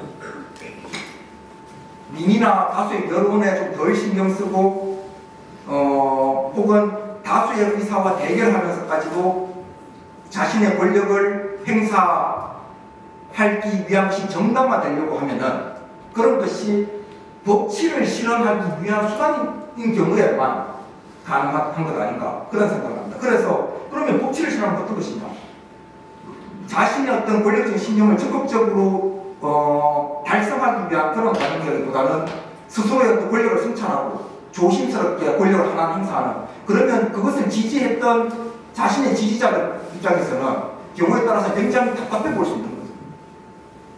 그럼 인기가 없을 수 있어요, 사실은. 그래서 그런 과정들을 통해서 다수로부터 소외될 수도 있어요. 하지만 그것이 좋다 나쁘다 떠나서 그러한 권력 행사는 그래도 이해해 줄 수 있다. 왜냐하면 헌법의 또 다른 가치, 민주주의와 충돌하는 또 다른 가치, 법치를 구현하기 위한 고민이기도 하고 또 그렇게 하는 데서 임기를 둔 것이니까. 가장 나쁜 형태는 민주적으로 등장했다 하더라도 민의를 거스르면서까지도, 민의를 거스르는 이유가 이 법치를 위반하거나 법치를 배척하기 위해서 민의를 거스르는 그런 권력 행사가 실제로 가장 악독하고 위험한 거 아닌가. 실제로 우리는 경험을 했었잖아요. 박근혜 대통령 때 박근혜 정권의 탄핵이나 이런 것들이 민주적 차원에서도 물러나는 여론이 압도적으로 높았고 그 이후에 그러한 권력 행사 과정들이 기존에 있던 법의 절차나 것을 준수하기보다는 그것을 왜곡하거나 무시하거나 자의적으로 해왔던 이런 것들이 사고심사를 통해서도 한번 확인이 되었고요.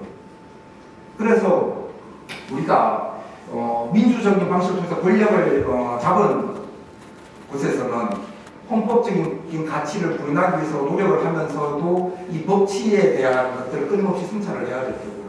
또 그 반대로 이것에 기대어 있는 사람들도 법치에 대한 과잉된 어떤 요청들은 경우에 따라서는 사법 권력에 대한 어떤 강화로 이어질 가능성들이 있다는, 혹은 민주주의 자체에 대한 왜곡을 가지고 있다는 이러한 어떤 그 승차의 계기들을 가지고 주어진 상황에서 그때그때 맞게 헌법적인 가치가 잘 구현되는 정치 공동체를 만들어가는 것, 이게 사실은 이러한 국가 권력 기관들, 국가의 임무다, 우리의 임무가 아니라. 우리는 그런 것들을 잘 하는지 안 하는지 훌륭하면 헌법을 좀 알고 있어야 이것들을 평가하고 통제할 수 있는 힘들이 생기기 때문에, 또 그렇게 돼야지 우리들이 자유가 좀 더 보장받을 수 있죠. 냉정하게 그치게 보자면 사실은 헌법이라는 것은 어찌 보면 하나의 정치 공동체 내에서 수많은 사람들이나 집단의 개인들이 좀 더 많은 이익과 권력을 얻기 위해서 서로 치고받고 싸우는 힘의 다툼 과정에서, 그러한 권력 투쟁 과정에서 형성된 하나의 힘의 균형점 상태, 이런 힘의 균형점 상태가 문서화돼서 나타난 것이거든요. 이게 문서화돼서 나타난 것이다 보니까 만약에 헌법에 아주 구체적인 내용들까지 세세하게 다 담으려고 하면은 이러한 균형점 자체가 안 만들어지겠죠. 만들어지기 어렵겠죠. 그래서 최소한의 내용들만 여기에 담아놓고 나머지 내용들은 아주 추상적이고 포괄적으로 넣어놓고 있죠. 경우에 따라서는 충돌한 대립적인 것 함께 놓고 있잖아요. 민주주의 법치주의도 그렇고요. 우리 헌법은 평화국가를 지향하면서도 군사제도를 두고 있고요. 헌법 3조는 대한민국을 한 번 더 구속도서를 한다라고 규정하고 있잖아요. 이건 통일을 전제하는 규정이잖아요. 근데 4조는 평화통일을 이야기하고 있잖아요. 이거 서로 모순되는 거잖아요. 그러다 보니까 국가보안법에 합법성을 자꾸 주장하는 사람들은 3조에 근거해서 걔네들은 반국가 단체가 대한민국을 한 번 더 구속도서인데 쟤네들은 괴뢰했던지 그렇게 하는 것이고요. 그 남북교류협력에 관한 법률이나 이런 것들을 자꾸 주장하는 사람들은 무슨 소리 하냐, 헌법 4조 봐라, 평화통일 이야기하고 있는 거 아니냐, 오히려 국가보안법 위헌 아니냐, 자꾸 이렇게 이야기하는 것이거든요. 그렇지만 이러한 규정들 자체가 대립되는 이야기 함께 다 들어있지만은, 대립되는, 그래서 무슨 내용이 함께 들어있다고 해서 헌법을 우리가 상반규범이라고 합니다. 하나의 논리를 가지고 투표할 수 있는 것이 아니라 대립되는 거 함께 들어가 있고, 그렇지만 그 대립되는 것들을 이렇게 일견 모순처럼 보이지만 그럼에도 불구하고 조화가 이룰 수 있는 가능성들이, 이런 개념들이 다 추상적이고 좋은 것만 들어있기 때문에 그것을 통해서 충분히 그때그때 현실에 맞게 구체화시킨 작업들은 과정을 만들어주는 것이거든요. 대통령 임기 5년, 국회 임기 4년, 뭐 이런 것들은 안 정하면 정치 공동체 형성 자체가 안 되니까 구체적으로 정해야 되겠지만, 이런 몇 가지 조항들을 빼놓고 나면 거의 대부분의 조항들은 다 열려져 있는 개방적인 규범입니다. 그러면 이걸 구체적으로 어떻게 합니까? 구체적으로 하는 것은 그때그때마다 민주적 선거를 통해서 다수가 형성된 집단이 헌법의 가치의 범위 안에서 그때그때마다 조정점들을 만들어가는 거잖아요. 그래서 예를 들어서 기업의 이익을 강조하는 집단들이 어느 선거에서 다수파가 되면은 헌법의 최저임금제는 헌법상 폐지할 수는 없어요. 그렇지만 최저임금을 갖다가 아주 줄인다든지 이렇게 해서 합의점을 만들어갈 때요. 반대로 노동자의 이익을 굉장히 중요시하는 권력이 다수파가 되면은 최저임금을 좀 더 올린다든지 아니면 노동시간을 갖다가 좀 더 줄인다든지 이렇게 하겠죠. 그래서 그때그때마다 변화무쌍한 우리 헌법 현실에서 유연성과 탄력성들을 가지면서 우리 헌법이 지향하는 저러한 가치들이 구체적으로 이룩할 수 있도록 하는 이 몫이 사실 정치의 몫이에요. 이렇게 할 수 있을 만큼 우리 헌법은 충분히 개방적입니다. 이것을 막 건드려가지고 지금 이게 잘 안 돼서 이걸 막 해서 하려고 하는 많은 경우들은 결국은 정치를 죽여버리는. 왜냐하면 정작 우리가 추구해야 되는 좋은 가치들 무엇이냐 해봐야 알 수 있는 것들이거든요. 그래서 그렇게 열려있는 어떤 개방된 상황 속에 놓여지고, 그렇기 때문에 헌법적인 가치가 우리 현실에서 잘 구현되기 위해서는 좋은 권력들이 좀 더 헌법 친화적인 권력들이 만들어져야 되고, 좀 더 나의 이익을 잘 대변할 수 있는 선거가 임해져야 되고, 그런 과정에서 저 추상과 이념의 세계에 놓여있는 고귀한 가치들이 우리 현실에서도 좀 뚜렷하게 성장할 수 있는 것 아닌가. 일단 이 정도만 말씀드리고 혹시나 다른 청문회 이런 것들이 있으면은 제가 좀 이야기 드리도록 하겠습니다. 시간이 생각보다 너무 많이 길게 말씀드려서 죄송합니다. 연설 마치겠습니다.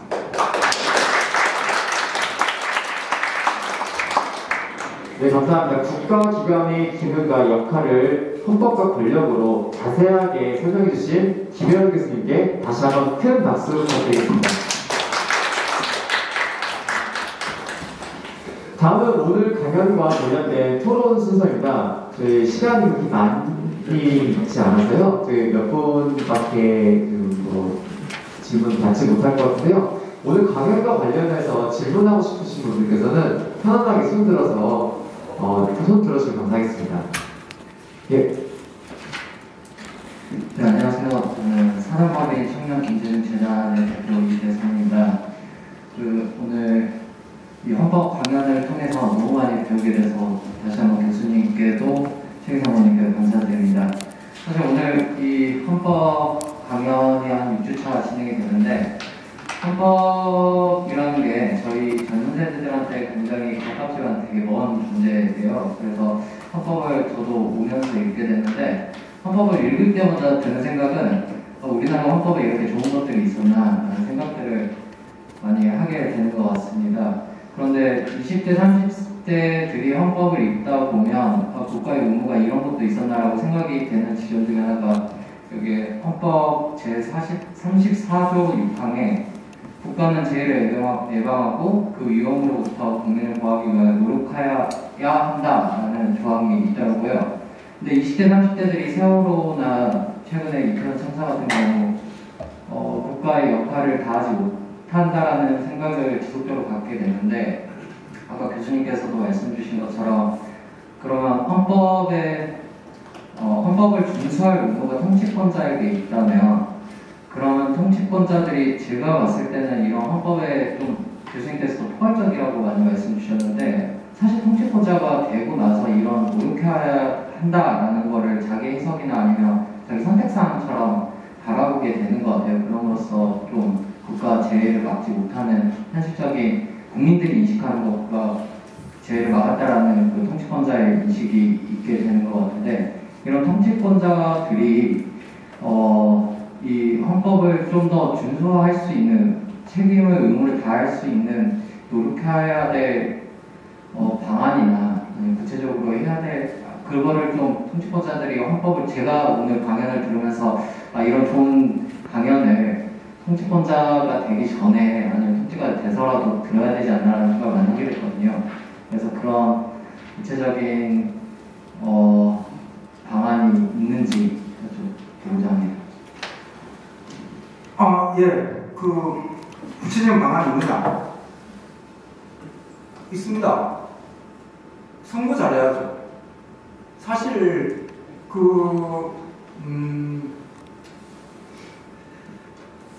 저는 이제 그렇게 우리가 예를 들어 주권자라면은 나라의 주인이다 라면은 한번 생각해 봅시다. 여튼 집이 있는데 내가 집 주인이다. 그럼 집에 이런저런 문제가 있을 때 내가 집 주인이니까 내가 직접 가서 집을 청소하고 관리하고 계속 이제 이렇게 한다고 하면은 내가 집과 관련된 모든 문제를 시시콜콜 다 스스로 이렇게 해서 처리한다라고 하면은 내가 집 주인인 것 같지만 그런 경우들은 실제로는 집이 주인이고 난 집의 노예입니다. 우리가 진정한 집 주인이라면 내가 쉬고 싶을 때 편하게 쉬고 놀러 가면 놀러 가고 친구들 부르고 싶으면 친구들 부르고 이렇게 집을 잘 활용하고 있어야 온전히 집 주인의 역할이어서 실제로는 정말 중요한 거 집을 팔지 말지 정말 중요한 이런 것들 아니고서는 그것은 모든 것들을 시시콜콜 우리가 직접 해서 결정하고 이렇게 하는 것들은 사실은 어찌 보면 우리 헌법의 구상하고도 조금 거리가 있고요. 그리고 그렇게 한다는 것이 온전한 의미에서의 주인이 아니고 그러면 집의 주인인 것이고 대한민국이 우리의 주인이 아니잖아. 우리가 대한민국의 주인, 우리는 마음에 안 들면 임명하면 되는 것이고 사실은 자신의 권력이 더 있으면은 자신의 권력을 해서 자신의 왕조를 설립할 수 있는 가능성도 열려 있는 것이고 사실 헌법에 많았지만 그러다 보니까 우리는 이것들을 구체적으로 잘 관리하고 우리 입맛에 따라서 뭔가를 할 사람들을 하기 위해서 일정한 권력을 다른 사람한테 위임해요. 그게 국가 누가 원래 기관이에요. 제가 학교에서 아주 작은 권력을 가지고 있지만 학점 주거나 뭐 수업하거나 등등 이런 것들은 사실은 가만히 보면은 저 뒤에는 뭐가 있냐면 주권자의 민주주의에 기대고 있는 거예요. 왜냐하면 민주주의에서 다수가 국회를 구성하고 대통령을 하고 대통령은 교육장관을 대통령은 국회 동의받아서 국무총리를 임명하고 국무총리의 제청을 받아서 행정각부장을 임명을 하고 그럼 그때 임명된 교육부 장관이 나를 임명을 하고 저를 임명을 하고 또 그 과정에서 뭐 총장 추천 통해서 임명을 이렇게 하잖아요. 그럼 이런 과정들을 처음 때 사람 때 가장 말단에 있는 공직자라 하더라도 민주적 정당성에 대한 사설이 조금씩은 다 걸려있는 거죠, 실제로는. 그럼 방금 말씀하신 그런 것들이 현실에서 가장 잘 구현되려고 하면은 실제로 그러한 신념들을 잘 가지고 있는 대표자들을 우리가 꼽는 방법밖에 없는 거죠, 실제로는. 예전에 이명박 대통령 선거할 때, 그때 이제 제가 그 독일에서 그때 유학을 하고 있었거든요. 그래서 그 학위 논문 거의 다 맞춰가던 시점인데 고민하다가 선거하고 잠깐 들어갔어요. 그때 이미 헌법재판소에서 재력을 투표 못하게 한 것에 대해서 헌법불합치 결정이 났는데도 아직 제도가 정비가 안 된 상황에서 외국에서 할 수 없던 상황이었고 그 고민을 하다가 그래도 궁금한 치고 한국 돌아가면 선거는 하라고 이야기하고 다닐 것 같은데 대통령 선거 외국에 있다고 안 하면 그것도 조금 그래서 그냥 이제 오로지 선거하기 위해서 와가지고 선거만 하고 선거 끝나고 난 다음에 이제 제 선생님한테 이제 인사하고 이제 바로 나갔죠. 바로 다시 독일 돌아갔는데 그때 이제 제 선생님이 다른 것보다 앞으로 우리 사회의 도덕성 자체가 문제되겠다 이렇게 이야기를 하셨거든요. 왜냐하면 그때 비비케 사건도 지금 이렇게 해서 좀 부도덕한 것들 가능성이 많다는 것은 알았잖아요. 근데 저는 조금 다르게 생각하는 게 그게 틀린 말씀은 아닌데 냉정해 보면은 그때 우리 국민들은 부도덕해도 상관없다 내 주머니에 돈만 채워주면 된다 이런 식으로 뽑은 거잖아요 사실. 그러면 그 이후에 5년 이후에 박근혜 대통령이 당선돼 선거를 했는데 그 5년 동안에 우리의 도덕성이 얼마나 올라갔느냐 생각하면 사실 명작 관한 건 아니었는가. 사실 우리는 우리 수준에 딱 맞는 권력, 딱 맞는 사람의 수준의 권력을 가지고 있는 거 아닌가.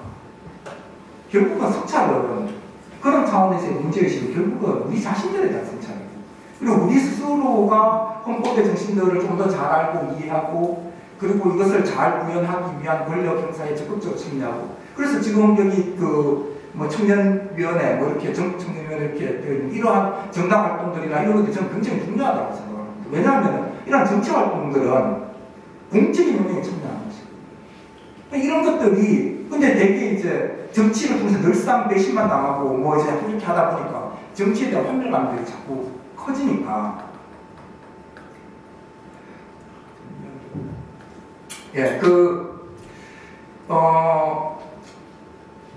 고대 그리스한테 조금 하겠습니다.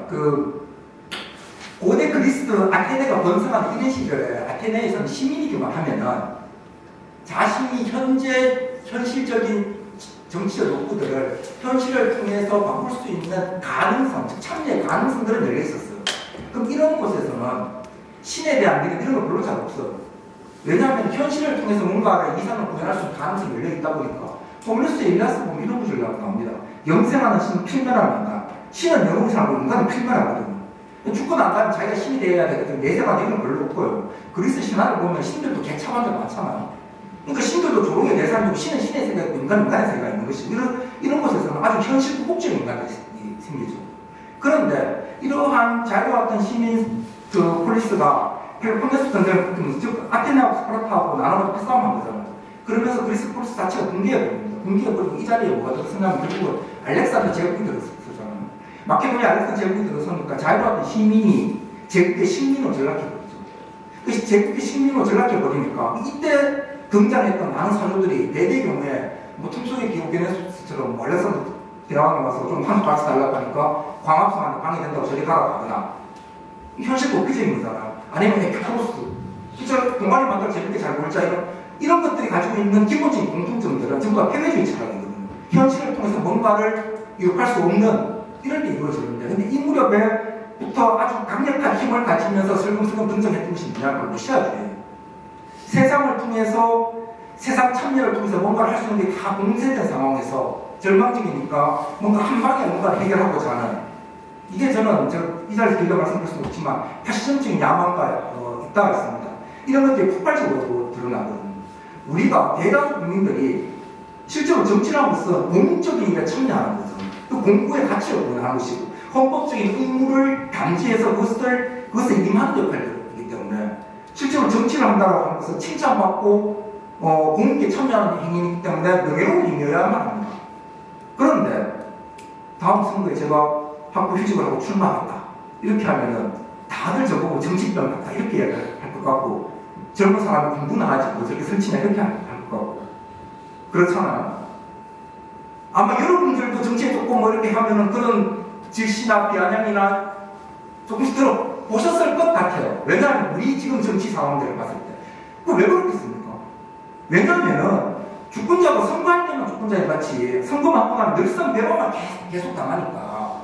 그러니까 계속 정치나 환멸감이 계속 높아지는 거잖아요.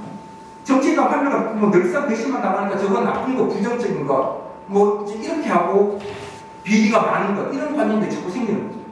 이렇게 자꾸 생기는 것이 팽배해지면은 좋은 정치인을 만들고 발굴하고 등등 애쓰고자 하는 이러한 노력들이 이루어지기가 굉장히 어렵습니다. 그것에 대한 기대감이 없는데, 그럼 이때는 뭐냐, 과거처럼 메시아주의처럼 누군가 갑자기 느닷없이 한 방에 나타나서 국민들의 지지를 얻고자 하는, 여기에 엎여서 등장한 것이 사실, 이게 사실 비합리적이잖아요. 여기에 엎여서 등장하는 것이 사실은 나치 체제이기도 하거든요. 나치는 히틀러가 힘이 세서 그런 것이 아니라 독일 국민들 그들 스스로 선택한 거거든요. 갑작스럽게 이루어진 자유에 대해서 어떻게 할지 몰라서. 그때 독일인들의 사회 심리학적 구조, 시그널 심층 구조를 분석한 게 에이프롬의 자유국대 독재죠. 그러니까 어찌 보면 우리가 늘상 그러한 배신만 자꾸 당하다 보니까 선거 때가 보면 갑자기 느닷없이 뭔가 등장하잖아요. 지금 현재 안철수 의원은 아니지만 과거에 갑자기 안철수 그 당시 기업인이었죠. 뭐 이렇게 하다가 지지율이 나오지를 않는데 30% 막 찍고 이렇게 있었다든지, 그 전에 뭐 어떤 사람, 정주영 등등 갑작스럽게 느닷없이 누군가 등장을 해서 많은 지지를 받는 이런 구조들은 주권자의 우리 스스로를 성찰해야 돼요. 한 방에 우리가 뭔가를 통해서 세상을 바꾸고자 하는 욕망이 통과하는, 이게 비합리성입니다. 세상을 한 방에 바꿔지지도 않고요. 수많은 조금 있는 진보와 다시 그것에 대한 어떤 반동과 진보와 이것에 통해서 아주 느리게 실제로 이상에 다가가는지 지옥으로 가는지를 모를 정도로 그렇게 이루어져 가는 것이 우리의 현실이에요. 근데 지금 우리 지방선거 뭐 많은 국회의원 선거할 때 그 지역에 누가 나오는지 대부분 모르는 것도 굉장히 많고요. 누가 국회의원인지 모르고. 저도 사실은 반성을 했죠. 최기상 의원 처음 들었거든요. 최기상 의원님은 서울시 금천구 지역구를 가진 국회의원을 하지만 금천구의 대표자가 아니라 국민 전체의 대표자잖아요. 국회의원은. 저희 대표자이긴 한데 모르잖아요. 헌법상 하는 사람이. 이런 것들에 대한 반성들인 거죠. 그럼 이런 것들을 알려고 하면 일단 우리가 기본적으로 동시에 좀 풀어야 돼요. 각자의 삶들이 워낙 바쁘니까 정치적인 공적인 것에 관심을 가지고 하기 굉장히 어렵고요. 이것이 좀 줄고, 그 다음에 이러한 헌법이란 무기에 대한 기본적인 이해나 교육이나 이런 것들이 조금 있어야 돼요. 사실 이거 사실 권력을 통제하기 위한 도구고 무기이기 때문에 이것에 대한 기본적인 공부가 조금 필요합니다. 그래서 이런 것들에 대한 것이 기본 교육까지 좀 들어가 있어야 되는 거예요. 그래서 저는 세계사하고 헌법 공부들은 필수로 문과, 이과하고 상관없이 다 해야 되는 거 아닌가 하는 생각이 좀 있습니다. 그리고 난 다음에 그걸 통해서 우리 정치 권력 기관들을 평가하고 통제하고 구체적인 경우에 감시하고 선거를 제대로 하고 이것들을 해야 돼요. 이러한 것들이 지나나 이런 아주 힘들고 배롭고 싫으면 조선시대나 고려시대에 왕족으로 갑니다. 그런 시절을 공부하는데 왕의 나라는 내 나라가 아니잖아요.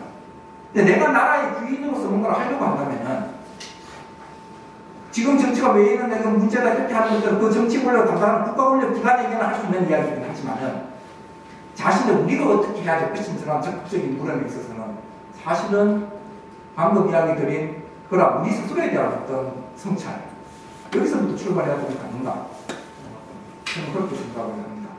예, 그 간단한 질문에 너무 많은 이야기를 해서 죄송합니다. 네, 답변 감사합니다. 저희가 약속된 시간이 많지 않아서요. 2분 정도 질문 더 받겠습니다. 오늘 강연과 관련돼서 질문 주셨고요.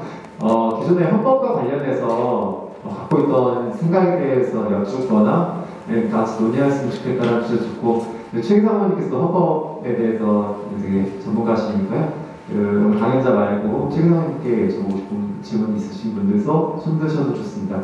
질문하신 분께서는 손 들어주시면 감사하겠습니다.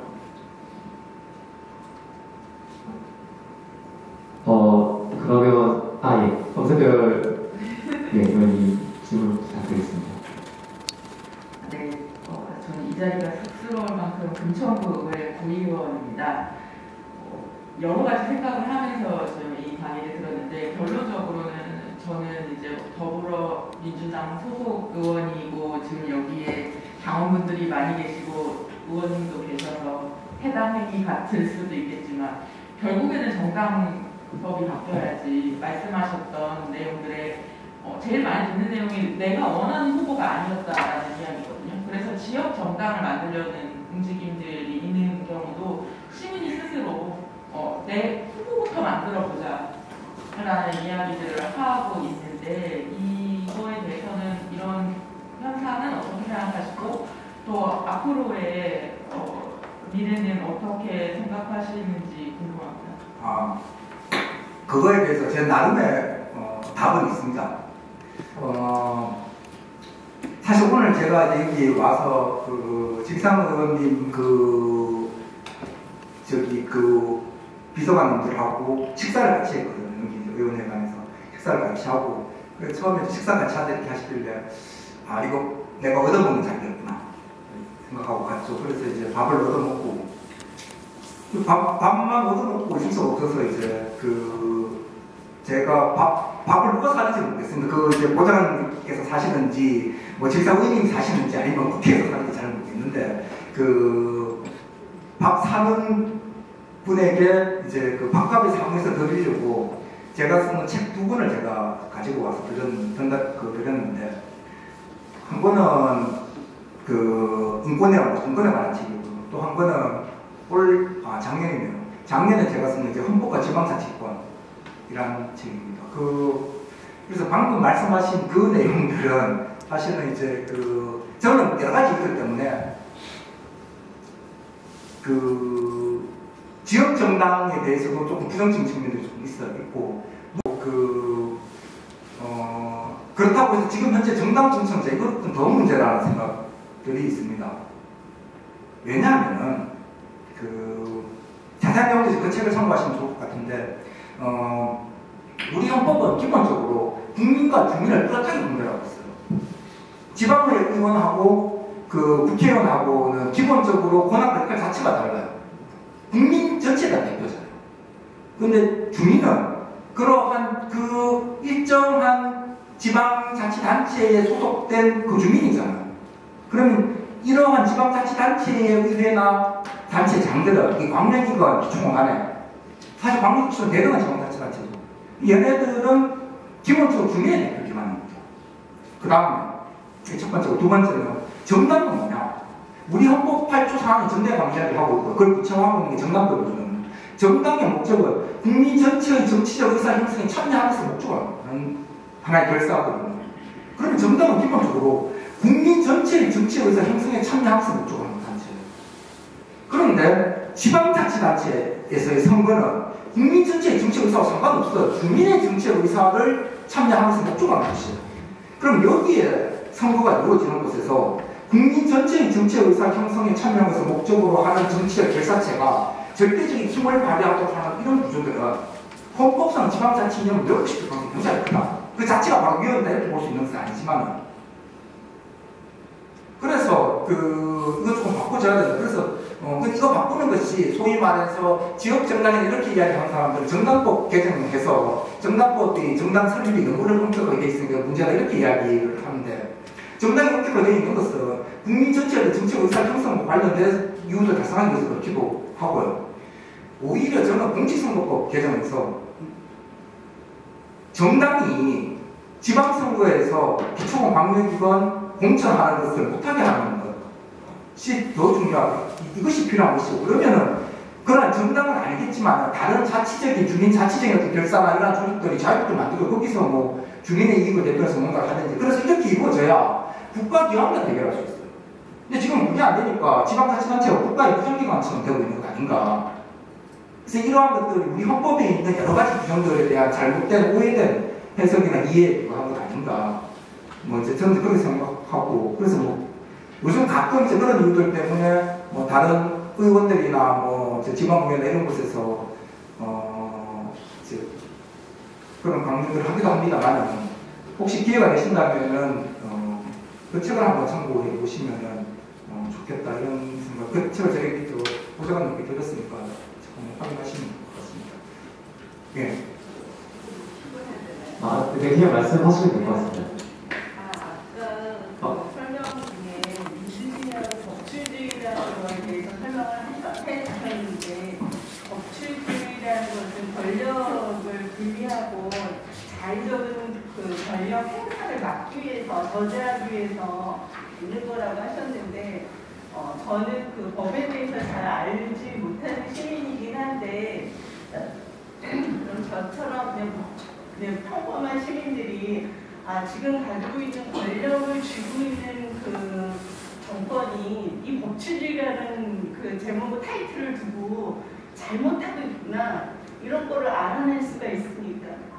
예, 그래서 오늘 제가 보여드린 여기 제 칼럼 예, 이걸 한번 읽어보시면은 내용이 제일 뒷부분에 보시면은 그렇다면 저 마지막 문단만 제가 한번 읽어보겠습니다. 만약 국가기관이 확고한 신념과 권력 의지를 적극적으로 피력하면서 법치를 유별나게 강조한다면 우리는 국가기관이 겉으로는 법치를 본질로 내세우면서 실제로는 준법을 강요하는 양도구육 상정으로 변모한 것인지를 점검해야 한다. 준법으로 왜곡된 법치는 권력 통제를 위한 우리의 무기인 법이 우리를 지배하려는 권력의 무기로 받쳐진 것인가. 자유미측과 권력 남용을 요구하기 때문입니다.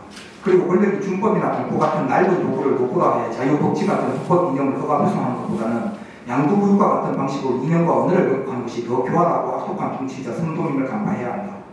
복해된 이념은 이념 그 자체의 성실에 그치지 않고 이념을 통해 포착된 삶의 조건과 관계를 빛내 과거를 돋보이고 미래를 낯설하기 때문입니다. 계명입니다. 하지만 이념이 이념 같고 말이 말 같아야 세이와 세일 수 있다. 답이 됐습니까? 예. 그리고 내가 관련되어 있는 책을 이런 거 많이 읽어보진 않았는데 이 법치주의를 앞세워서 앞전에 많은 어떤 권력을 가졌던 힘을 가졌던 분들의 어떤 중심으로 인해서 그 법치주의라는 그 타이틀을 두고서 해결됐던 어떤 그런 사실들을 제가 책을 통해서 읽었던 기억이 있거든요. 그래서 저는 이제 법에 관련되어 있는 걸 잘 기본적으로 알지 못하는 사람이긴 한데 이제 잘못하면 법치주의라는 게 되게 위험할 수가 있구나 이런 생각이 들고 있는데 혹시 제가 잘못된 생각을 가지고 있는 건가요? 예, 법치주의가 위험한 것이 아니라 법치주의는 우리가 법을 우리를 위한 무기로 사용해서 그걸 통해서 권력을 통제하고자 하는 이념이거든요. 그런데 많은 권력이 이게 저는 제 기억에는 옛날에 우리 현대사에 등장했던 가장 불온한 정권들 중에 하나가 민주정의당 전두환 정권이었잖아요. 그때 집권 여당이 민정당이었잖아요. 민주정의당 이렇게 해서 그러면서 정의란 이름을 왜곡하면서 그때派出所에 가면은 법치 실험 이렇게 해서 법질서 준수 이렇게 써놨었거든요. 이건 뭐냐면 법치를 준법화한 거예요. 준법이 나쁘다 이런 것이 아니라 준법은 준법의 영역이 있어요. 입법자가 만드는 법질서를 그 수범자도 잘 지켜야 되는 것이긴 하죠 사실은. 그런 의미에서 뭐 준법은 넓은 의미들인데 이 법치는 법을 준수해야 되는 건 한데 그 대상이 누구냐면 권력기관을 이야기해요. 통치 권력기관이 법에 따라서 통찰하는 것이거든요. 그래서 역사상 등장했던 율법주의나 법과 사상하고는 대결하는 거예요. 그것은 법을 내세워서 신상필벌을 강조하고 이렇게 하는 것이잖아요. 그럼 이렇게 되고 만약에 그것이 필요하다면 그건 너네 법 지켜라. 준법을 가지고 할 일이지. 법치를 가지고 이것을 해버리면 우리는 국가 권력을 통제하기 위한 중요한 무기 하나가 상실되거든요. 이렇게 상실과 관련해서 제가 크게 위기감 느끼는 것이 지금 이 법치에 관한 이런 것하고 하나는 인권에 관한 것이 어느 순간부터 인권이 예정화되고 있는 거 아닌가 저는 그런 그 사실 그 인권을 연구하는 사람 그런 어떤 그 불편함 때문에 썼던 게 사실은 그 인권이란 무엇인가에 관한 책이었고 예절 교육 필요하다면 그 예절을 일어나야 할 것이지 인권이라는 것들이 이렇게 예절화되고 우리는 다른 사람의 인권을 존중해야 되는 의무자로 생각하면서 권력을 통제하기 위한 우리의 무기인 인권이 가지고 필요성 전부 다 성취되고 있는 것이거든요. 근데 이러한 인권을 집행하기 위한 중요한 이념이 뭐냐면 중에 하나가 법칙입니다. 그렇게 이해를 하시면 적합합니다. 네, 감사합니다. 혹시 최근에 보시고 질문 하나 있으실까요? 예, 귀한 말씀 정말 잘 들었습니다. 저는 우리 헌법에 있는 민주공화국이라는 표현에서 민주라는 것은 언뜻 좀 이해가 좀 쉬운 편인데 공화국이 늘 어렵더라고요. 교수님 논문 중에 헌법 제1조 제2란 공화의 개념이라는 논문이 있어서 찾아서 잠깐 읽어봤었는데요. 마지막으로 이 공화국이라는 것을 간단히 조금 말씀을 해주시면 어떨까 부탁드립니다. 사실 제가 제 강좌 노트를 받고 그 공학 그 비서관님께서 제가 쓴 방금 말씀하신 그 논문을 읽어봤다고 하시면서 그런 이야기를 조금 해주셨으면 좋겠다 이렇게 요청을 받았습니다. 그런데 이 짧은 시간에 그거를 이야기 드리기 굉장히 어려울 것 같아서 조금 바꾸자 이렇게 이야기를 드렸습니다. 사실 조금 거칠게 이렇게 말씀드리자면 그런 것 같습니다. 이게 원래 공화라는 개념이 그 번역어거든요. 우리 언어에 있는 것이 아니라 레스푸블리카의 번역어인데 라틴어 레스푸블리카. 이 라틴어 레스푸블리카 이 단어는 사실은 플라톤이 있었던 우리가 지금 국가라고 번역되어 있습니다만 원래 히라고 언어가 폴리테피아인데 이 폴리테피아라는 단어를 기케로가 레스푸블리카로 번역을 한 것인데 히라에서 원래 이 폴리테피아는 정치 체제를 이야기하는 것이거든요. 근데 이걸 이제 레스푸블리카로 번역하면 원래 레스푸블리카는 라틴어 레스는 영어의 뭐하는 것 이런 것이고 푸블리카는 공공의 이런 뜻이거든요. 그래서 이걸 번역하자면 공적인 것 이런 이야기인데 그런데 이것을 대입되는 게 레스푸블리카 사적인 것 그렇게 돼 있어서 로마 차원에서 그냥 아주 소박하게만 이해하자면은 대한민국은 어떠한 나라냐라고 하면은 민주주의적 민주공화국이나 민주주의 방식에 따라서 공적인 것들을 구현하는 나라. 그럼 권력이나 이런 행사들도 공적인 것을 위해서 이루어져야 되는 것이다. 아주 거칠게 이야기를 하자면 그렇다면은 민주공화국에서 정치 권력기관 그 정치인이 가져야 되는 가장 중요한 덕목은 공적인 것들을 한편으로는 가능한 한 많이 만들어내고 그리고 이러한 공적인 것들을 잘 배분하는 데 능력이 탁월해야 되는데 정치 공동체의 대표자가 공적인 것들을 오히려 사화해서 자신이 이익을 취하고 하거나 이러면 이건 부정한 것이고요. 공적인 것들을 배분한 능력이 별로 없으면은 이건 사실 능력이 부족한 것인 거고요. 그래서 일단 그런 차원에서 조금 말씀드리면 나중에 혹시 기회가 된다면 시간이 조금 더 된다면 민주공화국 이거 하나 가지고 한 2시간 정도 이렇게 기회들이 되면은 조금 그 이면에 들어있는 민주주의나 법치주의나 이런 관계들 그리고 이거와 관련되어 있는 다른 경우에 따라서는 제가 가끔 소주나 펴는 뭐래도 있습니다만 파시즘 체제나 이런 것들 저는 오늘날 우리 민주공화국을 위협하는 가장 강력한 이데올로기 중 하나가 저는 파시즘 내지는 유사 파시즘이라고 생각을 하거든요. 그래서 그런 것들을 조금 저도 사실 이야기할 수 있는 기회들이 좀 주어지면 좋겠다 이런 생각을 합니다. 오늘은 죄송합니다. 네, 말씀 감사합니다. 약속된 시간이 모두 준비돼서 제 시험에서 토론은 이것을 마치도록 하겠습니다. 네, 이상으로 공동체의 미래 헌법에서 찾다 제1강을 마치도록 하겠습니다. 공동체의 미래 헌법에서 찾다는 총 6강으로 매월 4번째 목요일마다 진행하고 있으며 다음 2강은 다음 달 4번째 주 목요일인 23일에 헌법재판연구원 최규환 책임연구원께서 사회적 기본권, 실질적인 권리 보장이라는 주제로 인간다운 생활을 할 권리의 헌법재판 심사 기준에 대한 강연을 해주실 예정입니다.